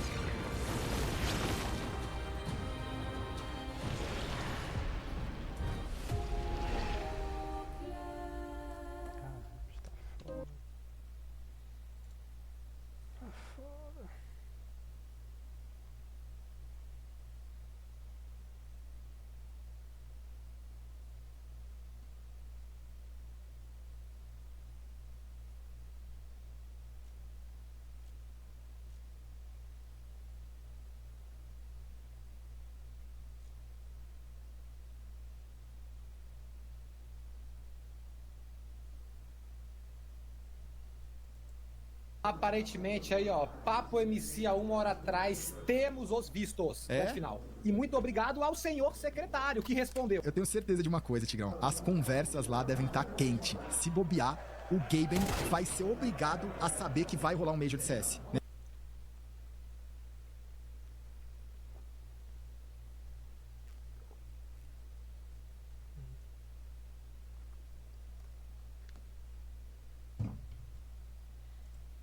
What is up? Today we are going to be discussing my most highly anticipated fights for the remainder of 2025. I'm also going to be discussing the fights that I am least excited for, the ones that I think are an abomination to the sport of mixed martial arts. So we're basically going to be ranking all of the upcoming fights that we will probably see this year, and we're going to base it off of how hyped they are, how much we're going to be thinking about them. Some of them we're not going to be thinking about much in the build-up, but we know on the night of the fight we're going to be in for a really solid war. So without further ado, let's just get into it. The first fight that we have on this list is going to be Volkanovski versus Yair Rodriguez. I'm going to put that in the trash tier. That is a garbage fight. It belongs in the garbage. The UFC is so desperate for a Mexican champion, despite the fact that Yair Rodriguez has no hype. He's totally undeserving of a title fight, especially a rematch where he lost the first fight decisively, and he got finished directly after that. He got finished twice in a row, bounced back with a win over an old Bellator debutant, and the UFC is just so obsessed with giving guys that have a win against a Bellator debut fighter title fights. It's just a disgraceful fight. They're literally just having Yair fight for a title because he's from Mexico, and they just need someone from Mexico to fight for the belt, not the most deserving contenders. It's fucking pathetic. Nobody wants to see this. It's a waste of time for Volkanovski. We don't want to see Volkanovski's last year, where he may still have it a little bit, be wasted again with one of these fights that he's already had and he's already won decisively. Volk may only be good for a little while longer. Let's actually get him that tough fight where, you know, he's going to need all his strength, all his might to be able to get past Movsar. I don't want him to beat Yair Rodriguez, age more, and then have a tough fight with Movsar. It's just a fucking waste of time. As I said, nobody wants this. It belongs in the trash tier. It's a disgrace. What a dog shit fight. Next up, we have Merab versus O'Malley. Listen, it's a trash fight. I'm sorry. It just is. And you know what? I know that O'Malley's entertaining. He's one of the most entertaining fighters in the sport. Merab is the bantamweight GOAT, but I just hate the fact that they're just desperate to get O'Malley to win. That's the problem with these fights. Written all over this is the UFC desperately wants Sean O'Malley to knock out Merab. They know that he just fought Merab and he lost, and they're just like, dude, we're just going to run this back as many times as it takes. We're going to simulate this fight as many times as it takes until O'Malley or Yair can win the belt. It just feels cheap. It feels dirty. Fuck this fight. This fight sucks. Just as much, no, not as much as Yair versus Volk, because O'Malley and Merab is still somewhat interesting, but O'Malley, again, just fought Merab. He just fought him. The only thing that makes this a little bit better than Yair versus Volk is that there isn't a #1 contender that's just standing out a lot, right? I mean, Corey Sandhagen is there. That would be interesting. Tento's is there, that would be interesting, but there's no like Movsar in the division that's getting totally screwed over. I really want Merab to win, and it's not because I dislike O'Malley. I think O'Malley as a champ is always entertaining, and I think that O'Malley winning would create a huge viral moment, and yes, he's a more exciting champion, but Merab is the GOAT of the bantamweight division, and I really just want to see Merab go out there every single time and just continue to create a bigger gap between him and all the other bantamweights in history. I want to see Merab climb the GOAT list, because I just think there's something about this guy that's just not that great anywhere, but just has this unbelievable gas tank, this unbelievable grit that just goes out there and breaks people, and by the time we're in the 3rd, 4th, 5th round, he's like throwing them out of the octagon. You don't even know how it's possible. I like having a champion like that. Sure, O'Malley walking people onto right hands and left hands and knocking them out, that's great, but there's something to be said about one of these, like, just unstoppable fighters where if you can't put them out, you're eventually just screwed. You can't even wrap your mind around how they're able to compete at such a ridiculous pace for 25 minutes. He's got that alien type of aura. I think that's more badass than O'Malley, you know, relying on a KO in one of these fights. And again, because the UFC is so desperate to get O'Malley the title, it just makes me root for Merab that much more. And because he's recently been crowned the bantamweight GOAT by 99% of fans, I just want him to further solidify it. I like Merab. I'm done acting like, you know what, and I'm saying I'm done. I've not been acting like this for a while, but back in the day, a lot of us didn't love Merab. I'm a huge fan of Merab, and you know what? This guy is entertaining these days. He had a long streak where he was having some pretty boring fights, but the Cejudo fight, the O'Malley fight was kind of boring, fair enough, but he just had an amazing fight with Umar. I want this guy to be the GOAT. I want him to beat O'Malley. I'm not going to sit there and say, well, obviously I want O'Malley to win because he's more. No. Merab as champion is more entertaining for me. And you can't tell me I'm wrong. He has an entertaining style. Against fighters that can't do anything to stuff his takedowns, he can be somewhat boring, but against the best in the world, I believe that they're always good enough to be able to test him. Like Umar, for example. Even O'Malley kind of tests him a little bit on the feet. Merab is always going to be somewhat entertaining. I want Merab as champ. So I'm rooting for Merab, but I'm just not excited because you know that there's a chance that O'Malley wins, and seeing him win the belt back, it would just feel so forced. I just hate these sort of fights where it's just like giving them these unlimited opportunities. It's pathetic. I hate it. And for that reason, I'm kind of dreading an O'Malley win. Again, I know O'Malley winning would be entertaining, but I'm dreading it. Just as I'm dreading a Yair Rodriguez when Yair wouldn't be able to, he wouldn't be able to hold the hand with Volkanovski when Volk is in his prime. But now, imagine if he knocks him out, how shitty that would be. Fuck that. I hate these fights. Let's get on to the next one. Jacker Manson, man. Jacker Manson coming back. I'm going to put this in B tier. I mean, you can only get so hyped for a Jacker Manson fight. We're not going to act like he's Yuri Prochazka or whatever, but, you know, he's been out of the cage for a year, coming off of that great win against Joe Pyfer where he came back to win the last 3 rounds after being down 2 rounds. Crafty performance. Fighting Gregory Rodriguez, another big power puncher that's super dangerous, where Jack's going to have to lean on his craft. He's going to have to lean on his experience, and he's going to have to weather the storm. It's going to be, if he wins, a classic Crafty performance. Let's get on to the next one. Poirier versus Holloway 3. It's okay. I don't know. I'm not feeling the hype right now. It's a good fight. That's why it's in the B tier. But I can't say I can't wait for this. Like, we've seen it before. I would have rather have it been Holloway versus Dan Hooker and Poirier versus maybe someone else, Pimblett or something. Poirier is the only old head that I think I would be okay if that were the fight they were to give to Paddy Pimblett, just because I always say I don't want Pimblett to fight an old man. But Poirier is one of the old men in the UFC that can actually still put up a really good scrap at the highest level in the lightweight division, given what we just saw him do against Islam Makhachev. But we've seen this fight a few times. The card also sucks. If you want to check out the card on the UFC's website, that makes it even worse. Should be a good fight, but I'm kind of not that hyped for it, you know? Let's get on to the next one. Poirier versus Makhachev, always S tier. That's as good as it could possibly get. Unfortunately, that's not going to happen next, and if it happens after Makhachev versus KDM, Poirier versus Oliveira, that probably means that Makhachev would be coming off of the loss and it wouldn't be as hype, but right now it's still S tier. Magomed Ankalaev versus Pereira 2. I'm kind of dreading it, guys. Listen, I am excited for an Alex Pereira fight. I'm excited to see if he can get this one back. I do think he somewhat deserves the rematch just because he defended his belt a few times and he's such a legend of the sport. It's been forever since he's lost. But because of the speed difference, and I talked a little bit about why I think Magomed would actually be Tom Aspinall's toughest test, is purely based on speed. Tom Aspinall's used to fighting who? Marcin Tybura, Bodyman Blades, even Sergey Pavlovich. Compared to Magomed Ankalaev, you cannot even compare their speed and their boxing skill sets. Magomed Ankalaev just has that ridiculous speed.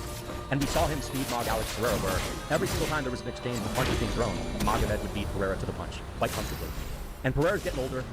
And I know Pereira's always training and always taking his career seriously, but I'm, seeing him drive around in these Ferraris, and just enjoying life, man, enjoying the fruits of his labor, and as he should. He's earned it, absolutely, but Magomed's still young. Pereira's getting even older. I know that at light heavyweight you can do well when you're old, but and some people are going to say, well, he was injured in the first fight, but there's always some little nagging injuries that these guys are going to have going into these title fights after long training camps and after long careers, but I just have a feeling the speed difference is going to be there. Pereira might get a little bit more aggressive, and maybe he landed a KO, but he did not show me anything in that first fight that makes me believe that that left hook is going to land, or he's going to be able to damage Magomed easily. Like, it looks like Pereira's going to really have to put himself in danger, in harm's way of those Speedy Gonzalez punch combinations in order to get the KO.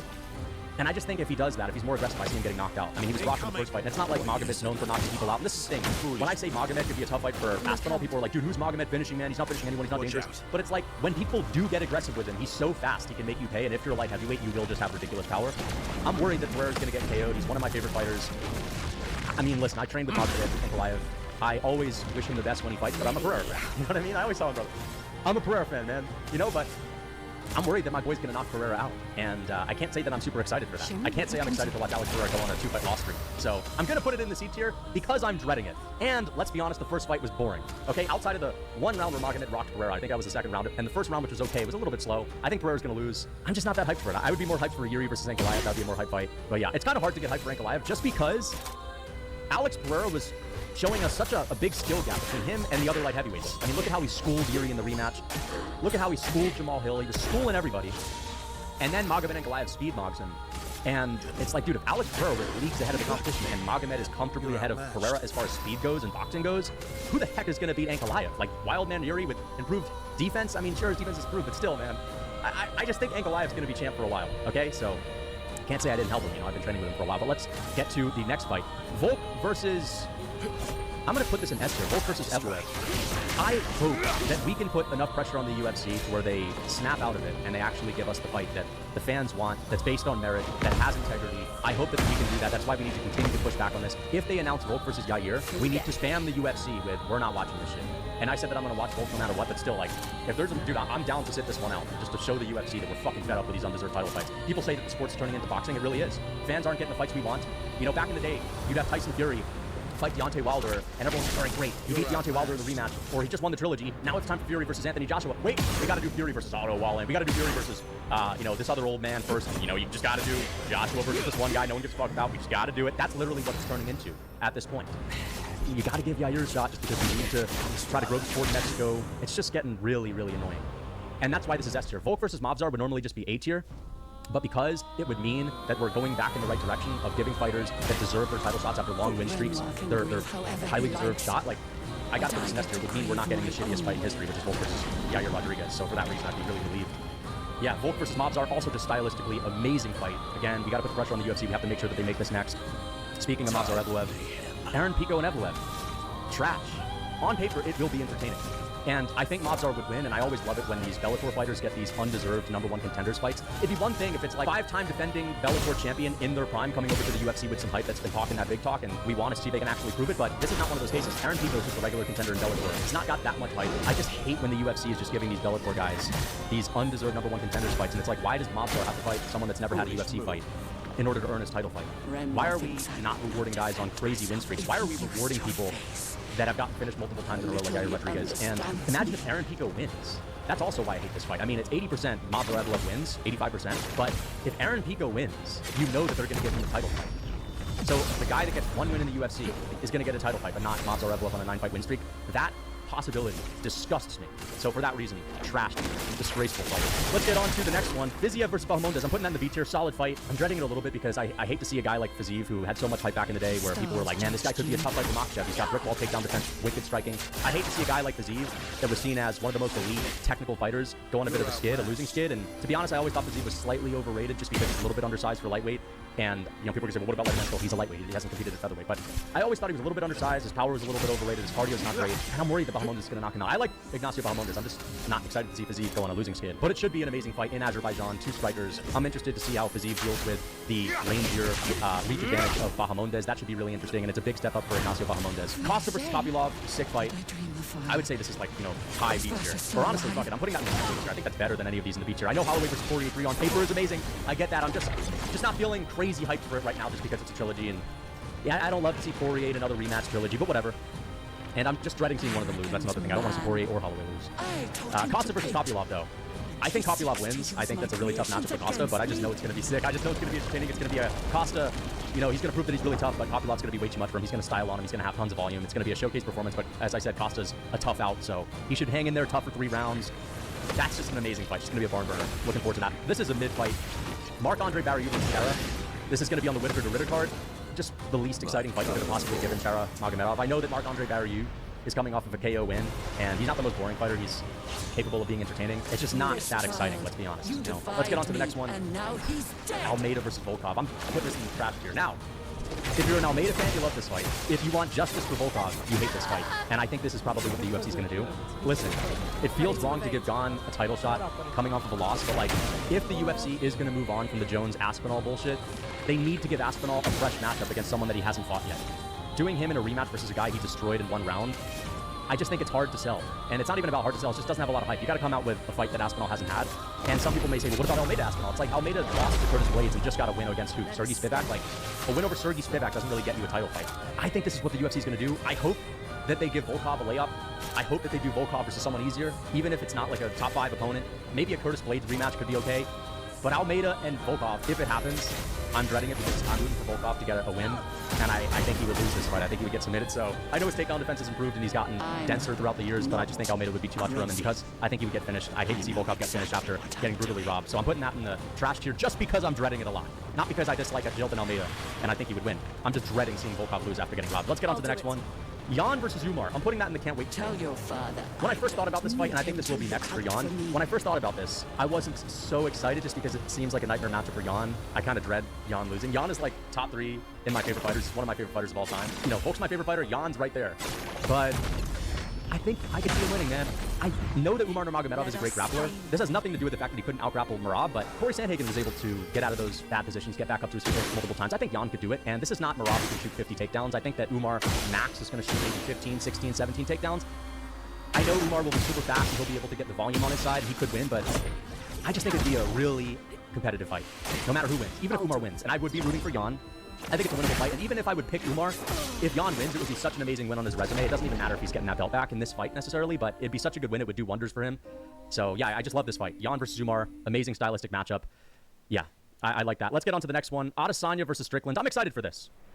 I know that the first fight was a little bit slow, even though Strickland had a big moment in the first round, and I was super hyped watching Strickland beat Adesanya. It was fun watching it live. If you watch it back, it's kind of boring, and I think the rematch would be a little bit boring too, but there's a storyline here. Both guys, their stocks are down, right? Adesanya coming off of 3 losses. Strickland coming off of a brutal beatdown against Dricus du Plessis. It feels kind of fresh, right? Even though these guys have already fought, because they're on loss streaks. It feels interesting again, right? I think Strickland would win. I think it would go down exactly how it did in the first fight, but maybe Adesanya would make some improvements. Maybe he'll have a big moment, but for whatever reason, man, I'm just kind of hyped for that. Let's get on to the next one. Mario Batista versus Patchy Mix. I'm putting that in the B tier. It has potential to be boring, but this is a tough fight for Patchy Mix. This is the kind of fight that hyped up Bellator fighters should be getting, right? It should be, you know, Aaron Pico versus Lerone Murphy, something like that, or Aaron Pico versus Dan Ige, not Evloev. It should be Batista as the type of entry opponent for a high-level Bellator fighter. And Patchy Mix is higher level than Aaron Pico, and he's not even getting a higher level fight. That's interesting, right? The Patchy Mix is the higher level guy, and he's getting a Mario Batista, whereas Pico just walked right into a #1 contenders fight. But this is epic. Batista, he got a bounty on this guy's head for what he did to Aldo. Listen, I know that was a boring fight. I hated to see him hold Aldo up against the fence, but at some point you got to hold Aldo responsible for continuing to get held up against the fence. It's been a problem in his team. And come on, if Batista's getting pieced up on the feet, what is he just going to accept defeat? Like, I know the way he won sucked, but I think that people are a little bit too hard on him. Either way, Batista, say what you want about him, he is a good fighter, and this is going to be a really tough fight for Patchy Mix. And hardcore fans have been hyping up Patchy Mix for a long time. I recognize that he's very good. I don't think he's going to be champion. I don't think he's as good as Jan or Umar or O'Malley.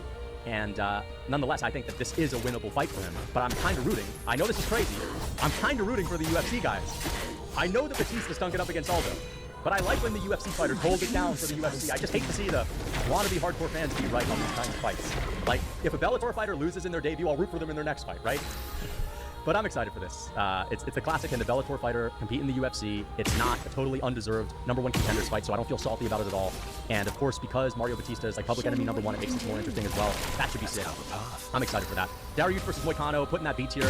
Excellent fight. I think this is going to be a war. I think that even if there are grappling exchanges, it's going to be really entertaining because both of these guys are amazing on the ground. The return of Beneil Dariush, he's had a lot of fights fall through, and I'm excited to see him back. And I'm excited to see Moicano, what he can do after losing to Islam Makhachev. I'm excited to see him try to get back in the win column. Let's get on to the next one. Islam Makhachev versus Jack Della Maddalena. Can't wait. I'm putting that in the can't wait tier. I can't say it's S tier. Again, I know it's just as good of a fight as Volkanovski and Evloev, but Volkanovski and Evloev would mean that we just got saved from Volkanovski versus Rodriguez, so that's part of it, but I'm a little bit salty that we're not getting Makhachev versus Topuria, so because of that, I'm saying it's can't wait, and I'm a little bit worried for Makhachev, right? I like Jack Della Maddalena. He's got one of the most entertaining styles in the UFC. I think he's maybe one of the most entertaining champions we've had in a while. But as I always say, I like when we have new GOATs. I want to see Makhachev just continue to win, and for that reason, I'm a little bit torn, because I don't know who I want to win this fight. I'm kind of split down the middle here. I also think that if Makhachev wins, that Topuria fight still could be there, even though I've said that we're probably not going to get it if he wins because he won't want to cut back down to 155, but still, it's a possibility, and it would be more hype to see Makhachev versus Topuria if both guys are coming off of a win, right? And I kind of want to see Makhachev just get, you know, the undisputed title of being the best fighter of all time, brother. But if JDM wins, it would be pretty interesting as well, because some people do expect JDM to just get submitted easily. There are some delusional fans that will not look at this as a really competitive fight.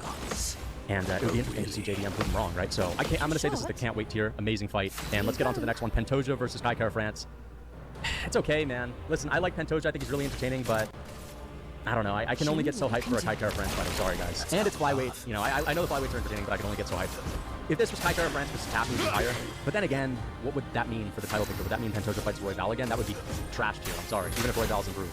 There's really no other alternative. I just can't sit here and tell you guys, well, I'm a hardcore fan, so I know that we all love Pantoja and he's super underrated and entertaining. Therefore, he must be in S tier. No, I'm just going to be honest. Like, I'm not that hyped for this fight. It should be awesome on the night of the fight. It should be interesting, but there will be zero trash talk. Pantoja's hardly going to speak English. He speaks English, but you get my point. Like, he's not a big talker. It's just one of these flyweight fights. It's a good fight on paper. It's a tough matchup for Pantoja. I'm also dreading it a little bit. If I thought that Pantoja was just going to destroy Kai Kara France, I'd put it in B tier, but because I think there's a possibility that Kai Kara stuffs the takedowns and wins with low output and damaging moments, I'm putting it in the C tier because I'm kind of dreading it, okay? It's going to be good on the night of the fight. I'm just not going to sit here and pretend that it's like this amazing matchup that I'm pacing back and forth every day thinking about, okay? Similarly, Cap versus Royval. It's okay. It's not Cap versus Kai Kara France. Elf on the Shelf versus Manel Castro, but still, it should be a really sick fight. It should be a good fight. I actually am going to put this B tier. I'm not dreading this at all. Even if Royval wins, that means you have to see a freaking fifth fight between Royval and Pantoja. Like, it is what it is. This should be more entertaining on paper because it's just going to be a good old-fashioned stand-up battle. And it's like the highest level fight Cap's had in some time. So, yeah, let's get on to the next one. Gagey versus Pimblett. I'm sorry, I'm putting that in the trash tier. I know that it's entertaining on paper. When I say on paper, I mean like in the cage. It's actually the opposite on paper. That's the reality. I know Anthony Smith is always like, oh, he's going to dominate on paper, but in the cage he doesn't, right? So I should say, in reality, it would be entertaining, but it's just another old man that can't fucking grapple. All right? Like, Justin Gagey would get submitted so easily. I know he would put up a good fight on the feet, but Paddy Pimblett would swarm him. He would mix in the takedowns. Gagey's not this one-punch KO guy. He's not in his prime anymore. He's old, hobbly Justin Gagey, who still got it a little bit, but, you know, let's be honest, dude. He fucking barely won against Rafael Fiziev. And he almost got triangled in the first round. He just fell into it. I don't want to see Paddy Pimblett get a title fight without beating someone in their fucking prime. I'm sorry. That's what it is. If we knew that there was no chance that Paddy Pimblett would get a title fight off of Justin Gagey, I would put this in the fucking B tier. But it's just going to be, you know, people gaslighting us into thinking that, oh, Paddy's the real dude, just getting the highlight. Like, we know he's going to go out there and submit it. This isn't even prime Gagey, okay? And he's going to have a dominant performance, and if you do not say, okay, Paddy's the most undeserving guy, and I can't wait to see him be champ, you're the fucking villain. So, you know what I want to see, though, is Paddy Pimblett versus Armand Tsarukyan. All right, Armand called out Paddy Pimblett. That's the fight I want to see. I know that people that love Paddy Pimblett are terrified of this fight.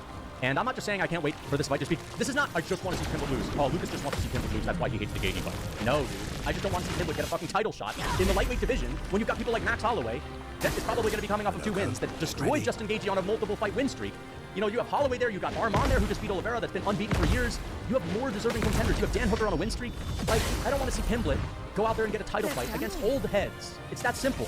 I want Pimblett to fight someone in their prime. Fuck it. If it's Dan Hooker, I know Dan Hooker's not smack dab in the middle of his prime, but nonetheless, I wouldn't mind seeing Dan Hooker versus Pimblett, because Hooker at least still has somewhat of that prime ability, right? Even Poirier. Poirier's a more formidable grappler. He's a more dangerous fighter than Gagey. Okay, he's slicker on the feet than Gagey, and he's a much better grappler. Even that would be better. But because you have people like Poirier, Holloway, Armand, Hooker, and you're giving him the easiest one, I just can't stand that shit, dude. And you know that that would be a #1 contenders fight for either guy. Apparently Justin Gagey's pissed that he's not getting a title fight. He was livid about the UFC booking Oliveira versus Topuria. First off, it should have been Topuria versus Armand, but I'm hyped for Oliveira. Oliveira was the second best choice, and it's a great fight. Gagey is livid. You know that he's not going to let the UFC hear the end of it, and you know that the UFC loves Justin Gagey. They're going to promise him a title fight, and they're going to promise Pimblett a title fight if either guy wins this one. That's why Pimblett versus Armand is so important. Please, take the Armand fight. And if you are going to sit there and tell me, well, Pimblett will get destroyed, okay, well, that's even more of a reason for me not to want to see him fight for the fucking title. I don't want to see the 4th best fighter in the lightweight division fight Ilia Topuria just because it would sell out an arena. I want to see the best fight the best, okay?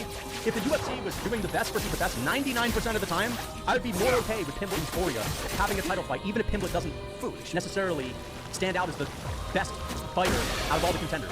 I'd be more okay with it. But because these days, it seems that most of the time, 90% of the time, it's fighters getting undeserved title fights and guys on the hard-earned 10-fight win streaks getting left in the dust because that's what we're actually getting these days. I don't want to see another one of those, okay? I don't want to see another undeserved title fight. And there's no room for these Mickey Mouse fucking titles, okay? I want to see merit return. And Armand is the rightful #1 contender. Okay, I can understand the UFC not wanting to give him a title fight upon immediately after he pulled out of the Makhachev fight and jeopardized the event. But at least give him a #1 contenders fight. He at least deserves that again, right? And Pimblett really wants to fight for the belt, fight someone in their prime. If he beats Armand, everybody would say, okay, he deserves the shot. He just beat the boogeyman of all the grapplers, the guy that's the most well-rounded out of all the contenders that just beat Oliveira. Nobody would say anything, okay? If he beats Justin Gagey, people are going to be salty about him getting to fight for a belt. That's the one problem with Pimblett's career. It's that you just know that they're giving him the easiest route ever. Sean O'Malley at least had to fight Petr Yan, and we can still say that they kind of rushed O'Malley, right? He went from fighting Raulian Paiva to a no contest with Pedro Munoz, where a fight didn't even occur because there was an eye poke and nothing happened in that fight, to Yan. At least he had to fight Yan. And we were saying in the build-up that, well, if O'Malley beats Yan, he deserves to fight for the belt. Now, it was a robbery, but nonetheless, if he had gone out there and decisively beat Yan, I mean, forget that. Just having a close fight with Yan, it proved he was legit. I want to see Pimblett prove that he is a top 3 contender. And destroying Justin Gagey doesn't prove it. Because guess what? Armand would destroy Justin Gagey. Max Holloway destroyed Justin Gagey. A lot of people are going to destroy Justin Gagey despite the fact that he's a good fighter. You get my point. We need to see the best fight the best. We need to go back to people on long win streaks having beaten the undoubted, #2, #1 contender. Those are the guys that should be fighting for the belt now. So for that reason, Pimblett versus Gagey is in the trash tier, and Pimblett versus Armand is in the can't wait tier. Fuck it, it's in the S tier because that would be a step in the right direction. And I think Armand would win. But you know what? Well, that means Pimblett never gonna get a title. Okay, well if he's not good enough to fight for a title, then he shouldn't be fighting for it to begin with, right? Done. It's not that, oh, well, Pimblett's entertaining and we all love Pimblett, therefore he must fight for the belt, right? You gotta give him the easiest path ever. Like, yes, there's room for operating like a business in the UFC, but they've been doing that so much, even though their promotion sucks these days. But as far as like giving people title fights just based on the fact that they're a little bit more popular, right, and they have more mass appeal, they've been doing that so much that we're losing what made the UFC great to begin with, which is the best fight the best, okay? So yeah, let's get on to Topuria versus Oliveira. I can't wait. If you would have asked me before the Bilal Muhammad Jack Madalena fight, I would say it's C tier, but now that we know what's happening and the closer it gets, I am getting excited. Oliveira will hit a lot harder than Max Holloway and Volkanovski. Yes, he'll be slower, but nonetheless, I have a feeling that Oliveira is going to go out there looking pretty speedy this time. And I have a feeling he's going to light Topuria up early. And it should be interesting. So, I can't wait for this fight. The closer it gets, I'm getting more hyped, okay? There's a chance Oliveira can get the upset there, even though I think Topuria will win. And I'm getting a little bit nervous, okay? Because I think Topuria might get KO'd and his legendary streak might come to a halt. Sandhagen title fight. I'm going to put this in the B tier, okay? I don't think he would beat Robin. I don't think he would beat O'Malley, but I've been wanting to see those fights for a long time, and I think he put up a good fight. And I'm a fan of Sandhagen. I want to see him fight for the Undisputed belt for the first time. I'm going to put that in the B tier. I'm not going to sit here and say, like, oh, I'm just bouncing off the walls with excitement to watch Sandhagen fight for a belt, but I'd like to see him get that shot. So I'd be pretty excited to see Sandhagen fight for the title next. Hill versus Roundtree. I'm going to put that in the B tier. I don't know who wins this one. It's like a 50-50 fight in my opinion. I think Hill might win, actually. I think people might be sleeping on Hill a little bit. A lot of people are going to favor Roundtree just because Hill just got KO'd, but I think Yuri's a lot more dangerous than Roundtree, and I think that even though Hill got dropped and knocked out, he's going to be durable in this one, and he's still going to hit pretty hard. I think he might KO Roundtree. I'm going to put this in the B tier. Should be a really solid fight. Oh, well. I'll say can't wait, because I think in reality, not on paper, in reality, that would be an epic war. Usman versus Buckley. I can't wait, and you know why I can't wait? Even if this is not the best version of Usman, I still think Kamaru is going to show a pretty good version of himself. I am dreading it a little bit because I think Buckley's going to win, and I don't know. I just don't like seeing these old legends lose by the skin of their teeth just because they're slightly older, right? But the reason why I'm really hyped for this is because I think there's going to be some trash talk. I think Kamaru Usman, he's been getting salty about Bilal Muhammad. They have a beef, right? And Usman's back training, and he's back in the mix, man, and I think he's going to try to sun Joaquin Buckley in the build-up to this. I think Buckley's going to be trash-talking. He's going to be calling Usman an old head. He's going to... I hope Buckley says wobblestone, cobblestone knees. I hope they have a fucking press conference for this. Or a face-to-face. UFC, please make a face-to-face, because I know Buckley is the kind of fighter to be tuned into MMA YouTube to the point to where he knows the wobblestone, cobblestone knees thing. If you're watching this and you know Joaquin Buckley, please tell him if he gets into an exchange with Usman. Just say, shut your cobblestone, wobblestone knees ass up, all right? I want to see that, dude. I want to see him mention wobblestone, cobblestone. This is the last chance we have to see someone clown Usman versus cobblestone knees. But either way, Namajunas versus Maverick. I'm putting that in the S tier. The return of Rose Namajunas. Co-main event, UFC Atlanta. That's going to be epic. Rose Namajunas. What was she called? Thug Nasty? Or that's Bryce Mitchell. What do they call her? Thug Rose, man. I am already scared thinking about this one. Like, I have goosebumps thinking about this one. I'm going to be getting nightmares a night out because I'm just going to feel the freaking air get colder as we're 24 hours out from Rose Namajunas' tough cookie thug walkout. She's going to be so scary on the way to the octagon. And I'm going to be thinking, oh, she would whoop my ass, bro. Dude, that's a woman you don't want to mess with, man. So I'm terrified. I actually am a little bit scared. Miranda Maverick is just a savage, too, man. That's going to be a savage fight. So I'm putting that in the S tier. No, I'm kidding. That's going to be a boring... Let's be honest, guys. I thought about putting Shevchenko here, but, you know, she's probably not going to fight for the rest of the year. And for that reason, I'm not going to clown her, but I am feeling like we're in for a 3-round stinkfest. Rose Namajunas, I think she's up a weight class. She used to have more power in the lighter weight class. Now that she's moved up, her power is not translating as well. Because I think the 10-pound weight jumps in women's MMA, it's like a lot more for them, right? Like those 10 pounds is the equivalent of a guy jumping up 20 pounds. So she just doesn't have her knockout ability that she used to have. And her fights are getting a little bit more slow, a little bit more stale. It's going to be a late night. It's going to be 11:30. We would have just seen a great KO, a great war in the feature fight. It's now 11:45. Bruce Buffer is announcing Namajunas versus Maverick, and 11:48 the fight starts, and we're watching that for a good 20 minutes with, you know, the minute in between rounds, the judges having to collect their scorecards at the end. It's going to be a 20-minute, midnight, boring fight. Yeah, man. I can't say I'm that hyped for it. I know it's probably going to be a boring fight, okay? And it's going to be a co-main event. You're going to fall asleep. Next up, Tom Aspinall versus Gon. I'm putting a B tier. I would be happy that we finally get to see Tom Aspinall return. I'd be happy to see Tom Aspinall beat a guy that he's never fought before. It would be somewhat interesting to see if Gon can have, you know, some moments early on with the volume and see if he can make it out of the first round. Because if he would make it out of the first round, he could be somewhat competitive on the feet. But I think Aspinall would destroy Gon, and he can't get that hyped for it. But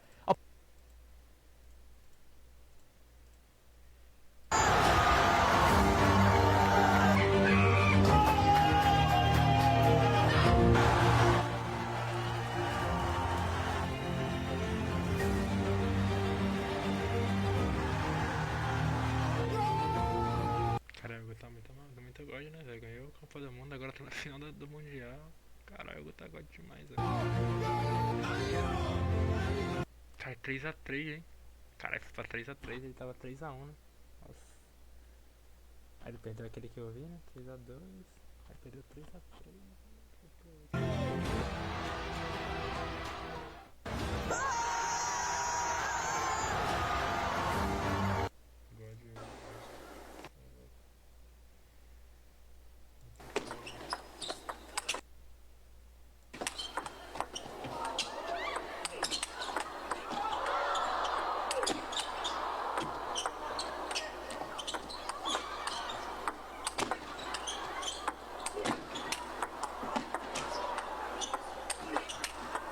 Paciência do...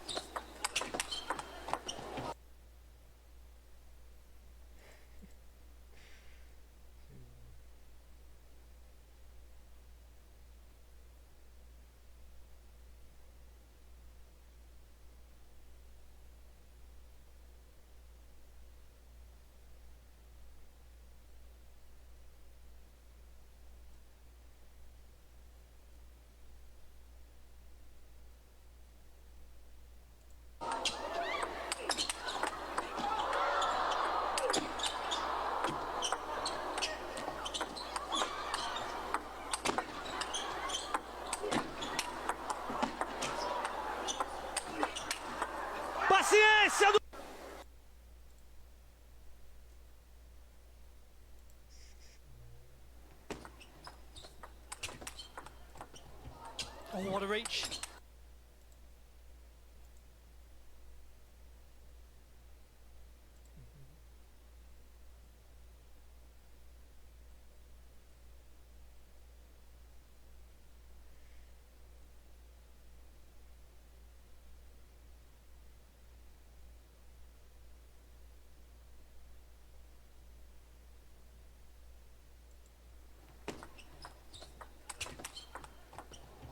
Oh, what a reach. Oh!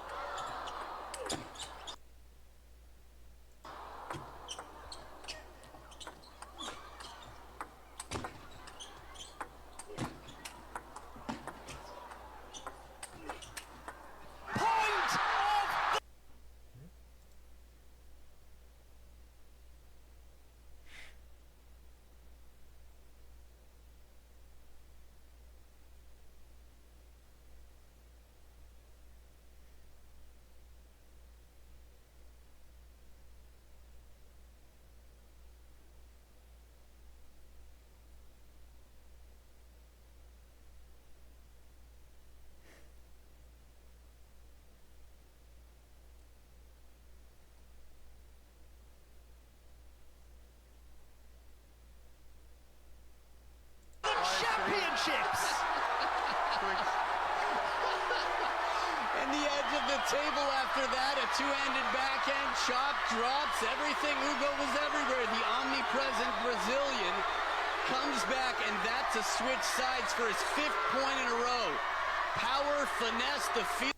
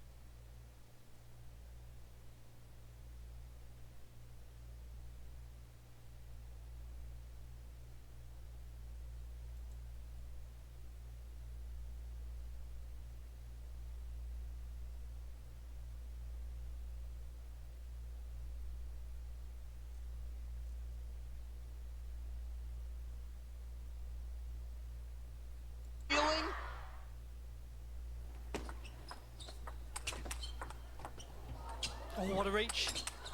Oh!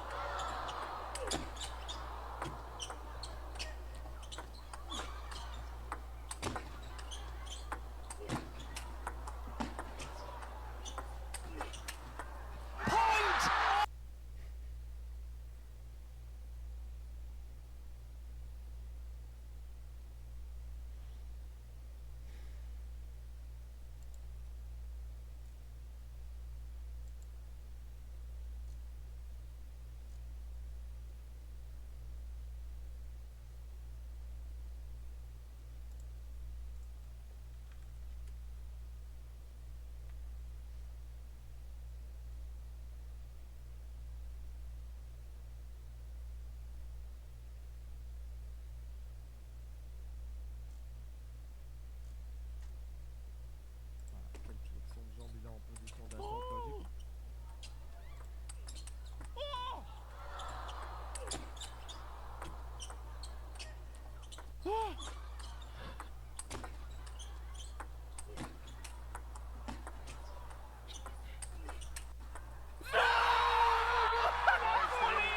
C'est un des points de l'année! J'en peux plus! C'est un des points du midi! Oh là là! C'est incroyable! Notez-le le jour! On s'en souviendra de ce point! C'est dingue!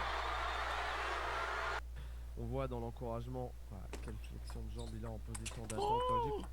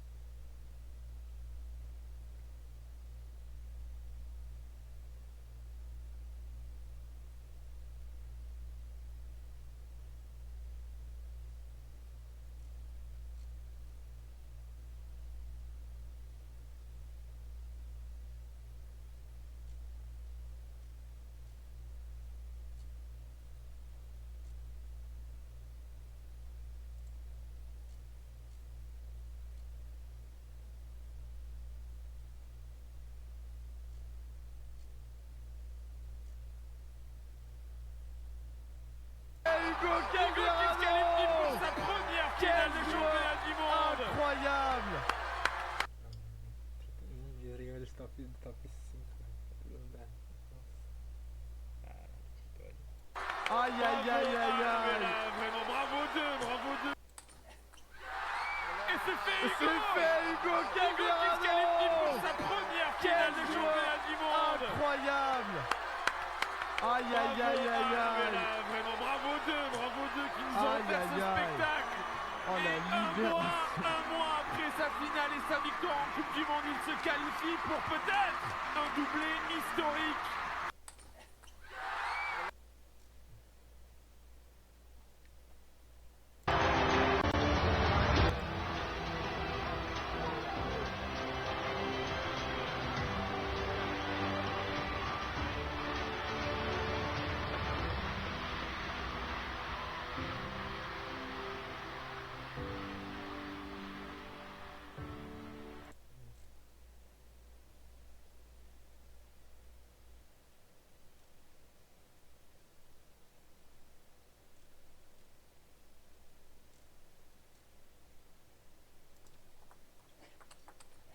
Isso é ponto! Nós acabamos na final!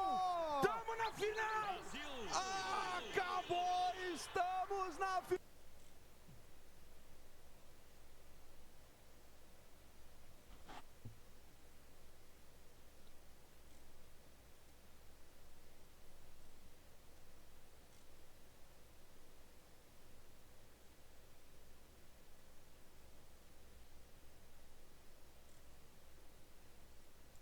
Quelle flexion de jambe il a en position d'attente.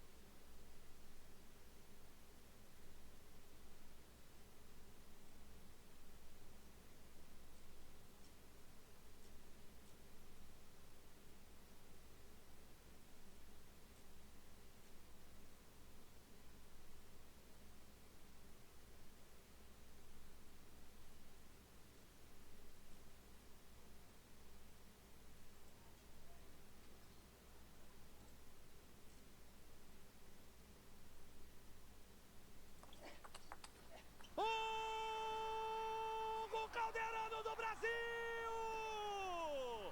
Finalista mundial!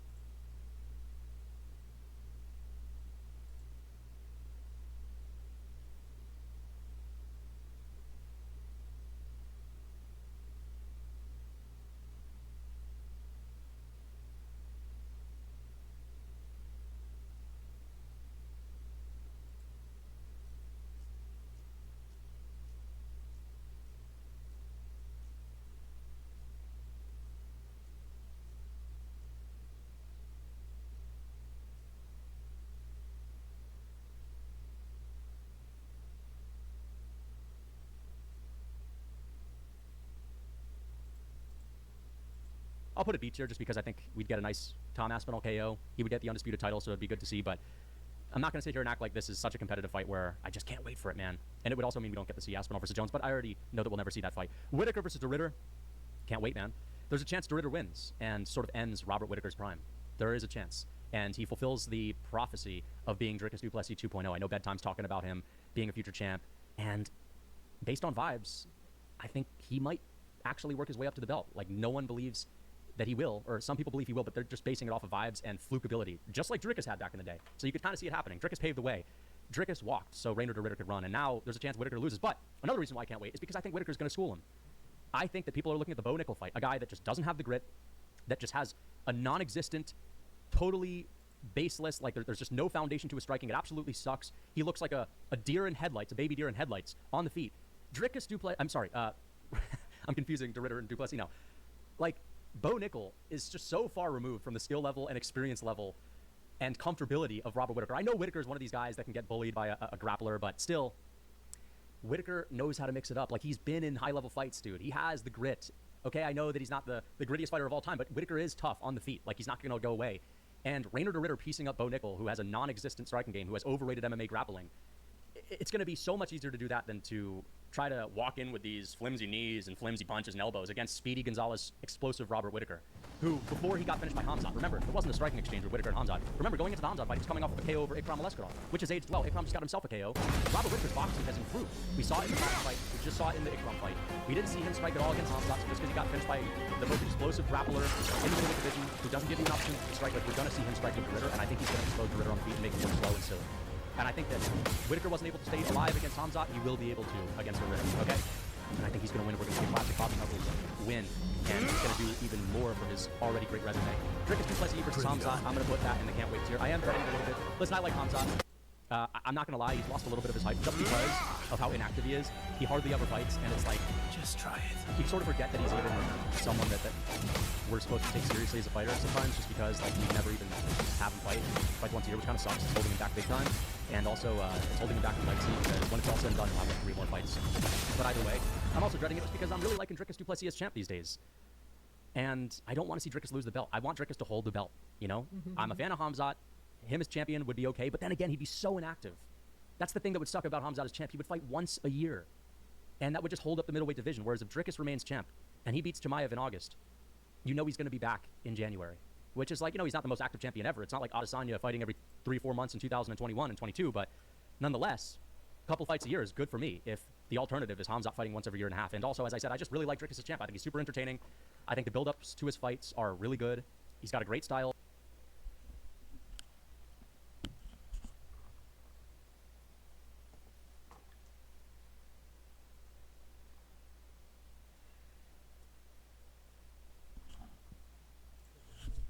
Vambora! Continuando. E agora eu vou entrar, hein? Ataque, velho. Esse ataque é muito difícil de defender, mano. Não sei explicar. Ele só é difícil. I'm back. Everybody, let's go. Ah, agora você mamou, bebê. Merda! Just try it. Eu odeio esses meter. Cara, eu odeio todos os ataques da Portífice, mano. Praise the bait. Todos. Não gosto mesmo, cara. Esse eu gosto, esse é o único que eu gosto, esse eu gosto, mano. Esse é o mais fácil da perda. Esse é o único que eu gosto. Ah, a fase 1 dela é bem de boa, né? Vamos falar a verdade aqui. A fase 1 dela é bem relax. Só demora um pouquinho mais do que deveria, né? Com respeito.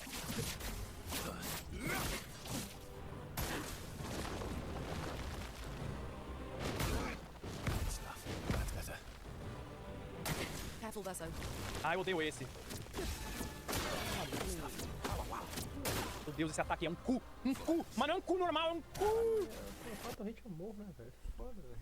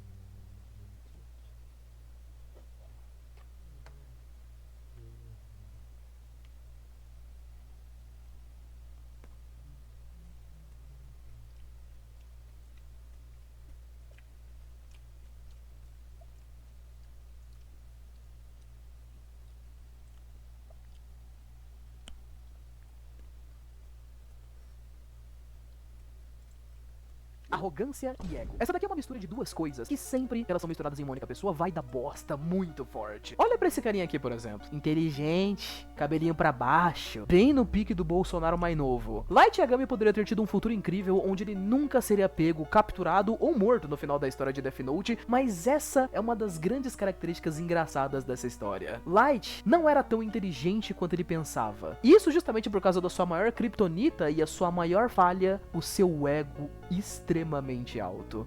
Jovens, Death Note. Eu gosto de chamar essa história aqui de o anime pra pessoas que não assistem animes, por sinal. Eu tenho certeza absoluta que ou você ou algum amigo você conhece deve ter começado a assistir animes por meio de Death Note, porque ele é meio que aquele anime que você recomenda pra um colega seu que não gosta muito de anime, e aí você recomenda esse pra pessoa não achar tão vergonha alheia de primeira, sabe? Toda essa ideia de nós termos um jovem específico no Japão, que ele é bastante esperto e encontra um caderno que pode matar pessoas. E como esse moleque já é meio doidinho das ideias, ele decide que vai acabar com todos os criminosos do mundo, se tornando um novo líder mundial, usando esse caderno sem ser descoberto pela polícia ou pelo L, o maior detetive do mundo, que agora vai ter que descobrir entre as 7 bilhões de pessoas que tem no planeta, quem é o verdadeiro serial killer Kira. E essa se torna uma das histórias e um dos animes com o maior jogo mental que já foi feito nos animes, juntamente com uma das maiores síndromes de é incrível a semelhança.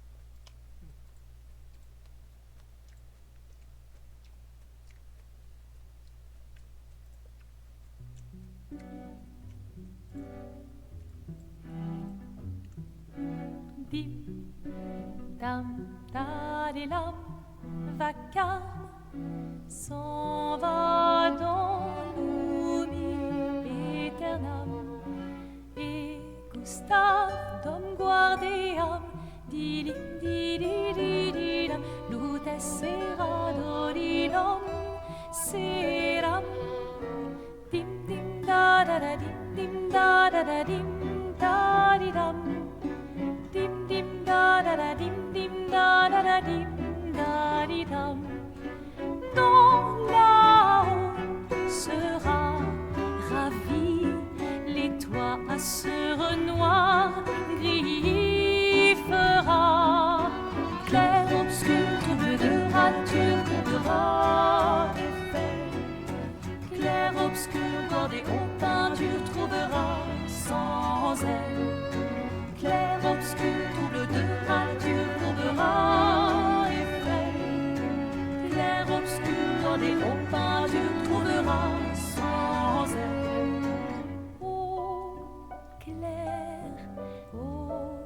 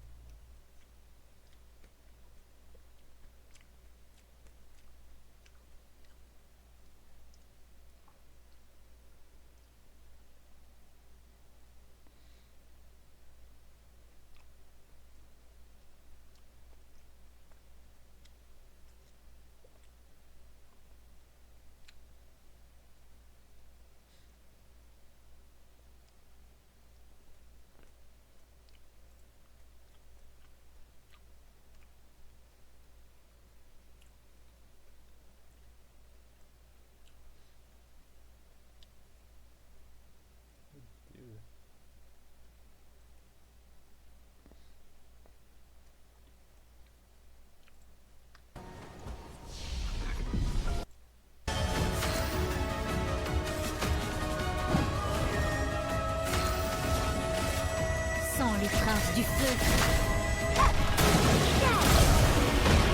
À moi de jouer.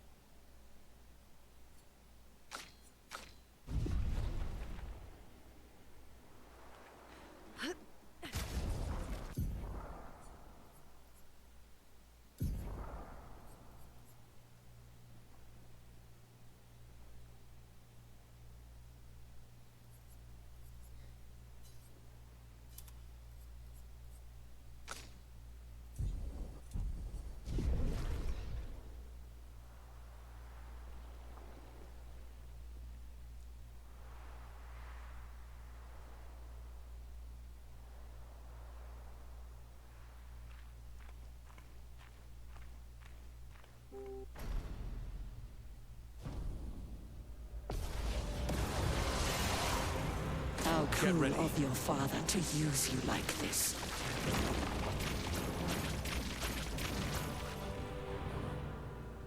It's locked on you. Not impressed.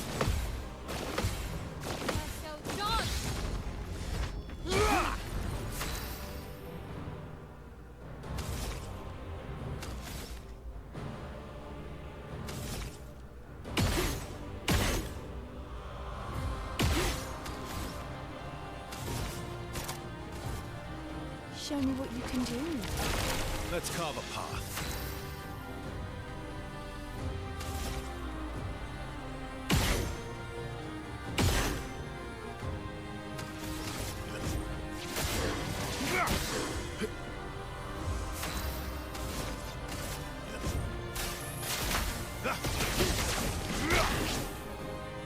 I'm ready.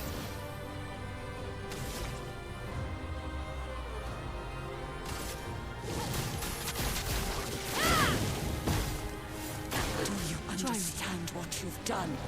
You killed him!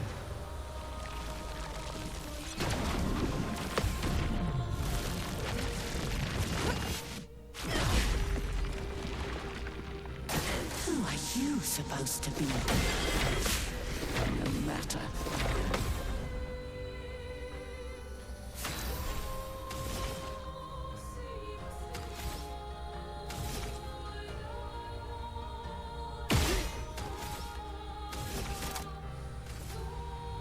Show me what you can do.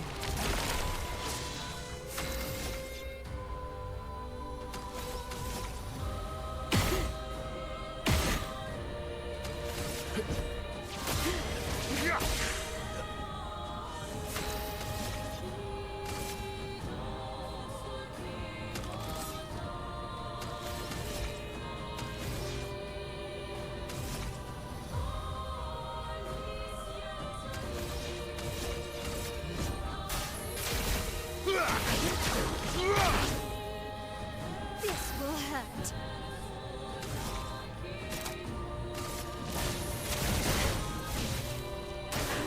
Eyes up, Verso. Even you. You can't betray Verso like this.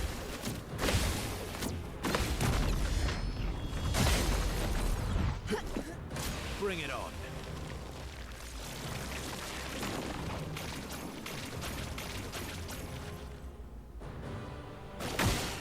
Verso, dodge. Please survive. Bring it on. Well done.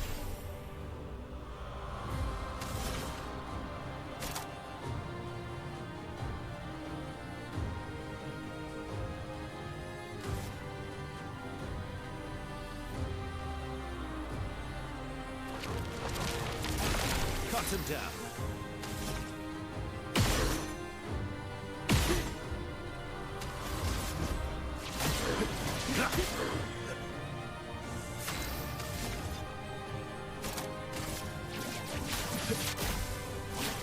Break. Blades sharp.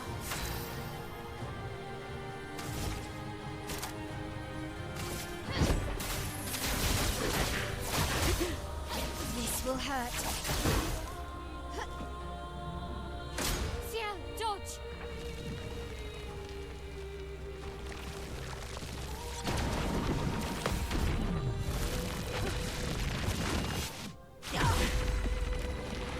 Well, well.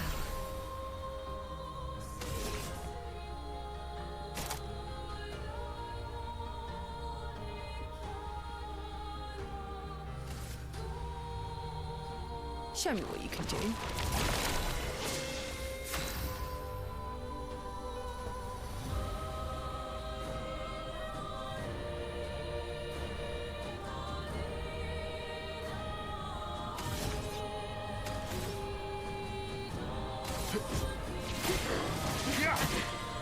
Let's carve a path.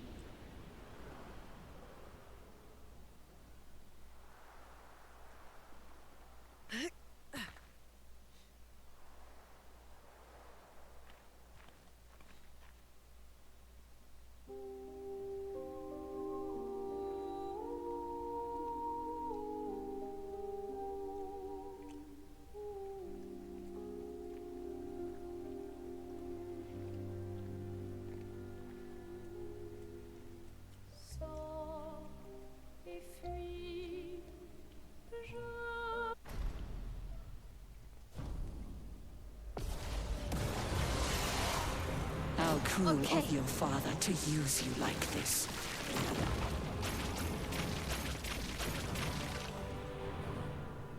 Just try it.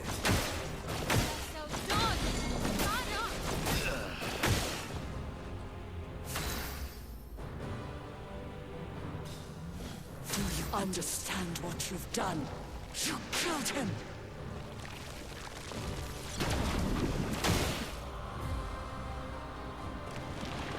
Who are you supposed to be? No matter.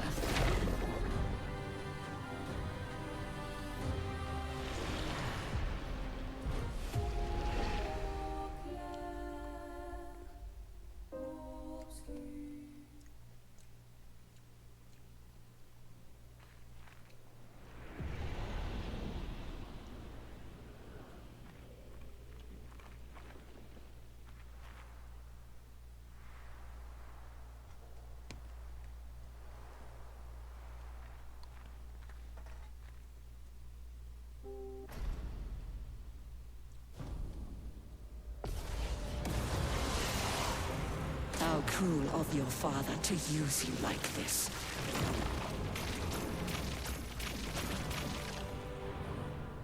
Get ready. Let's dance. Hurry it! Not impressed.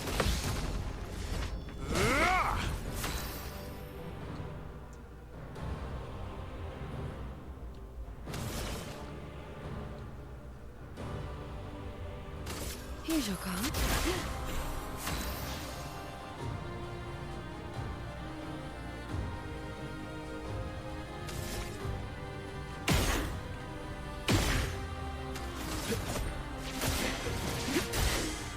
Let's carve a path.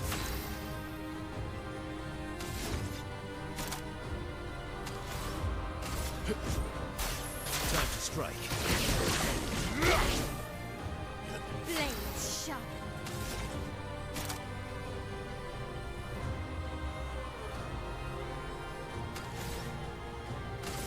Blades.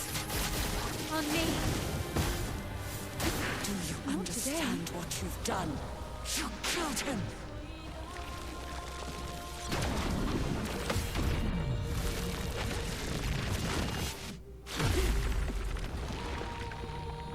Who are you supposed to be? No matter. Do me in.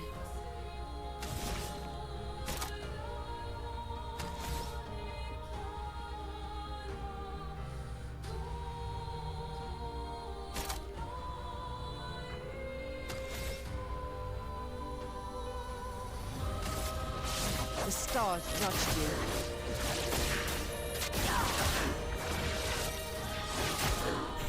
Cut him down.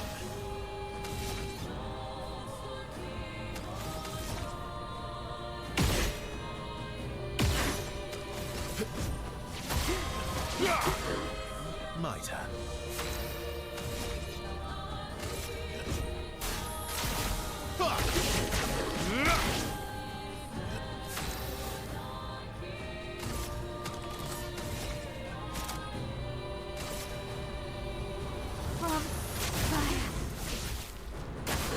Just try it. Even you.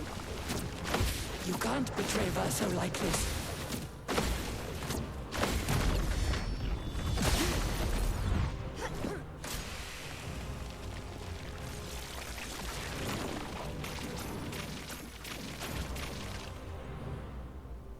Let's dance. Watch out, Mael.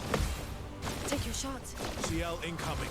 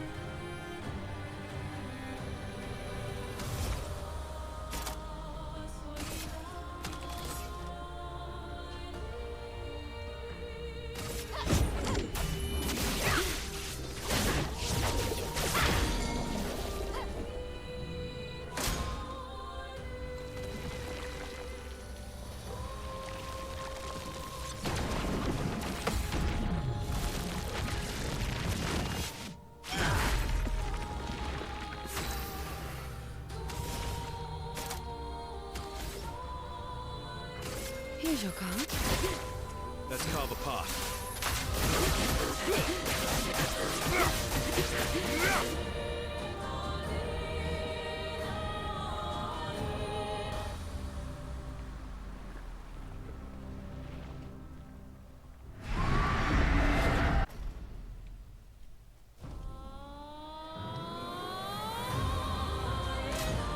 Renoir can grieve however he likes, but I get to grieve my own way.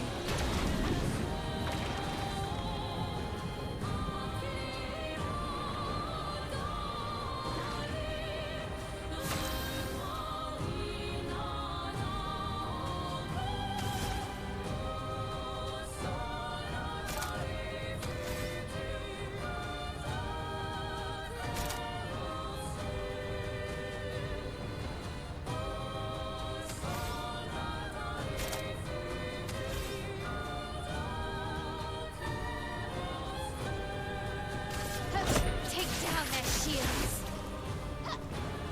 Eyes up, person. Renoir thinks I would not defend myself if he used your face. How little he understands me.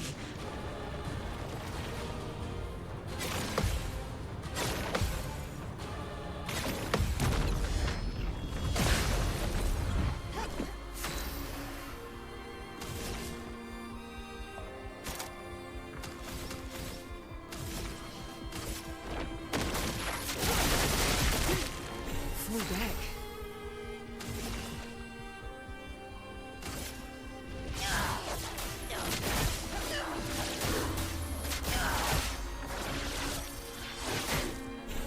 You're outmatched.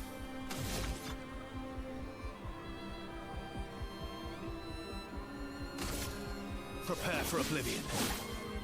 Careful now. Did I dream the fire? Is Bertha still alive?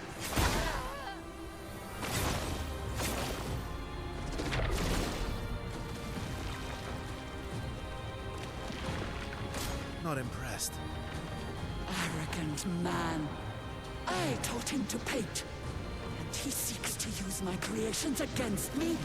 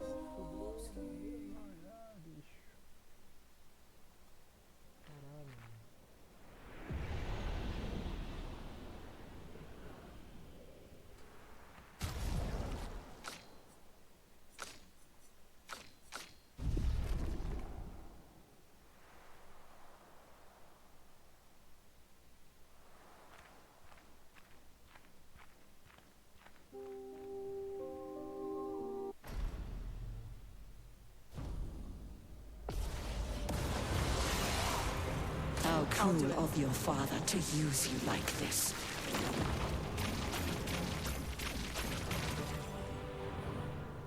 Get ready. Careful, Verso. Oh well. Watch out, my owl. A storm is coming.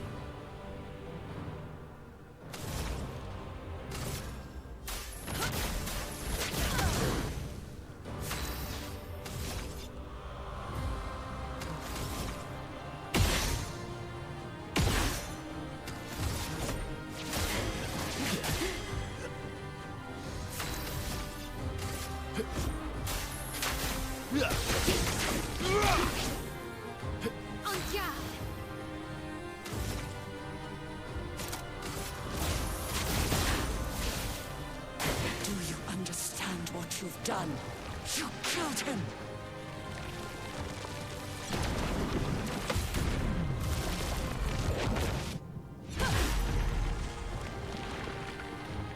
Who are you supposed to be?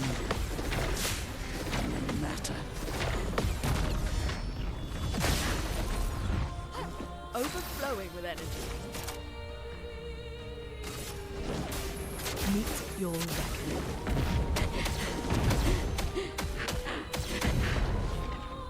My turn.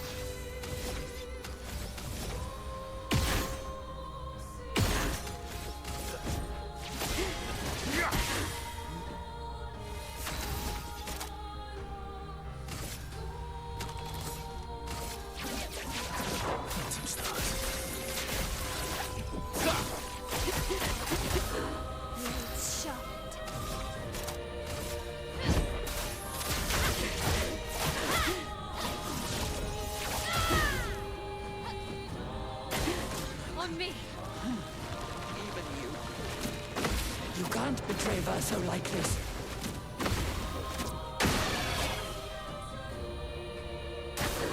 Verso, dodge.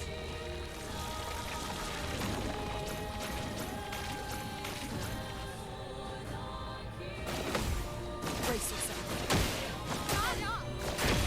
Not impressed.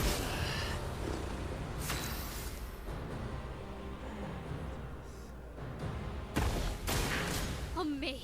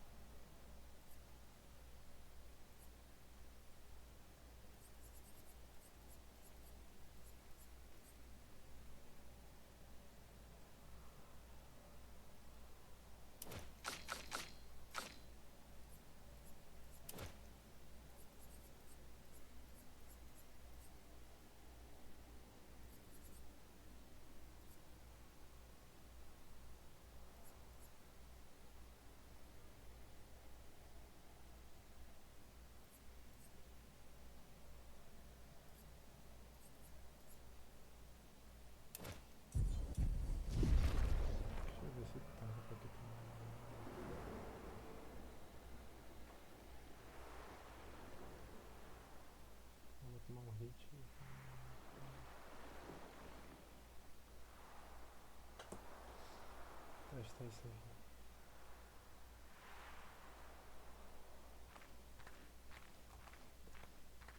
Esse documento de contas.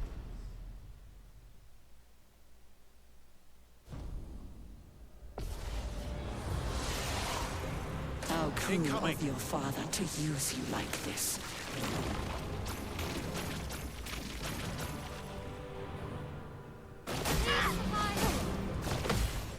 Coming. Dodge! There, dodge!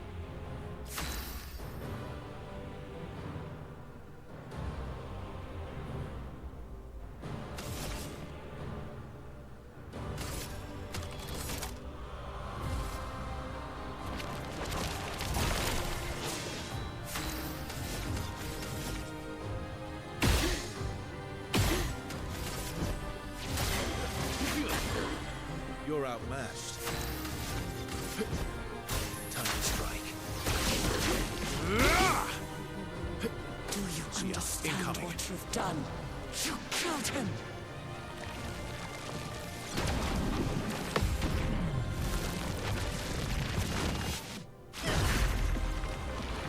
This will hurt. Blades. On me. Who are you supposed to be? Matter.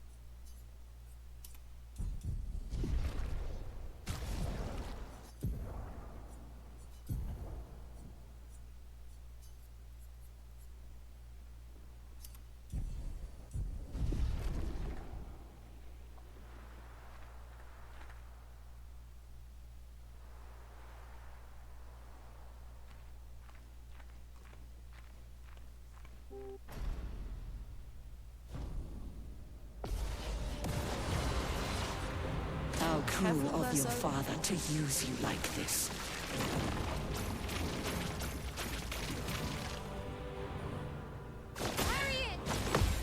Watch out, my owl. Ready to parry. Parry it!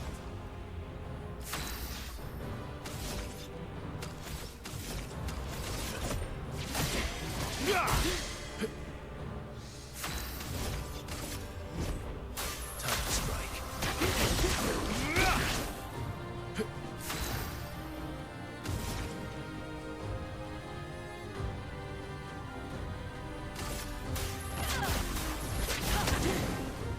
Blades sharpened.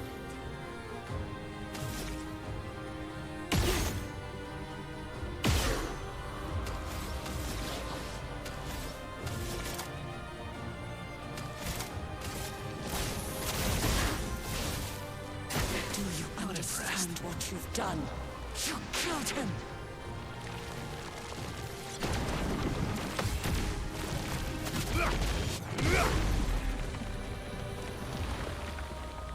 Who are you supposed to be?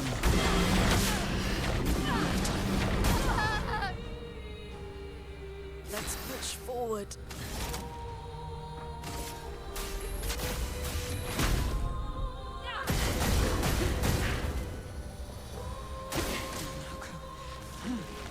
Even you. You can't betray Verso like this.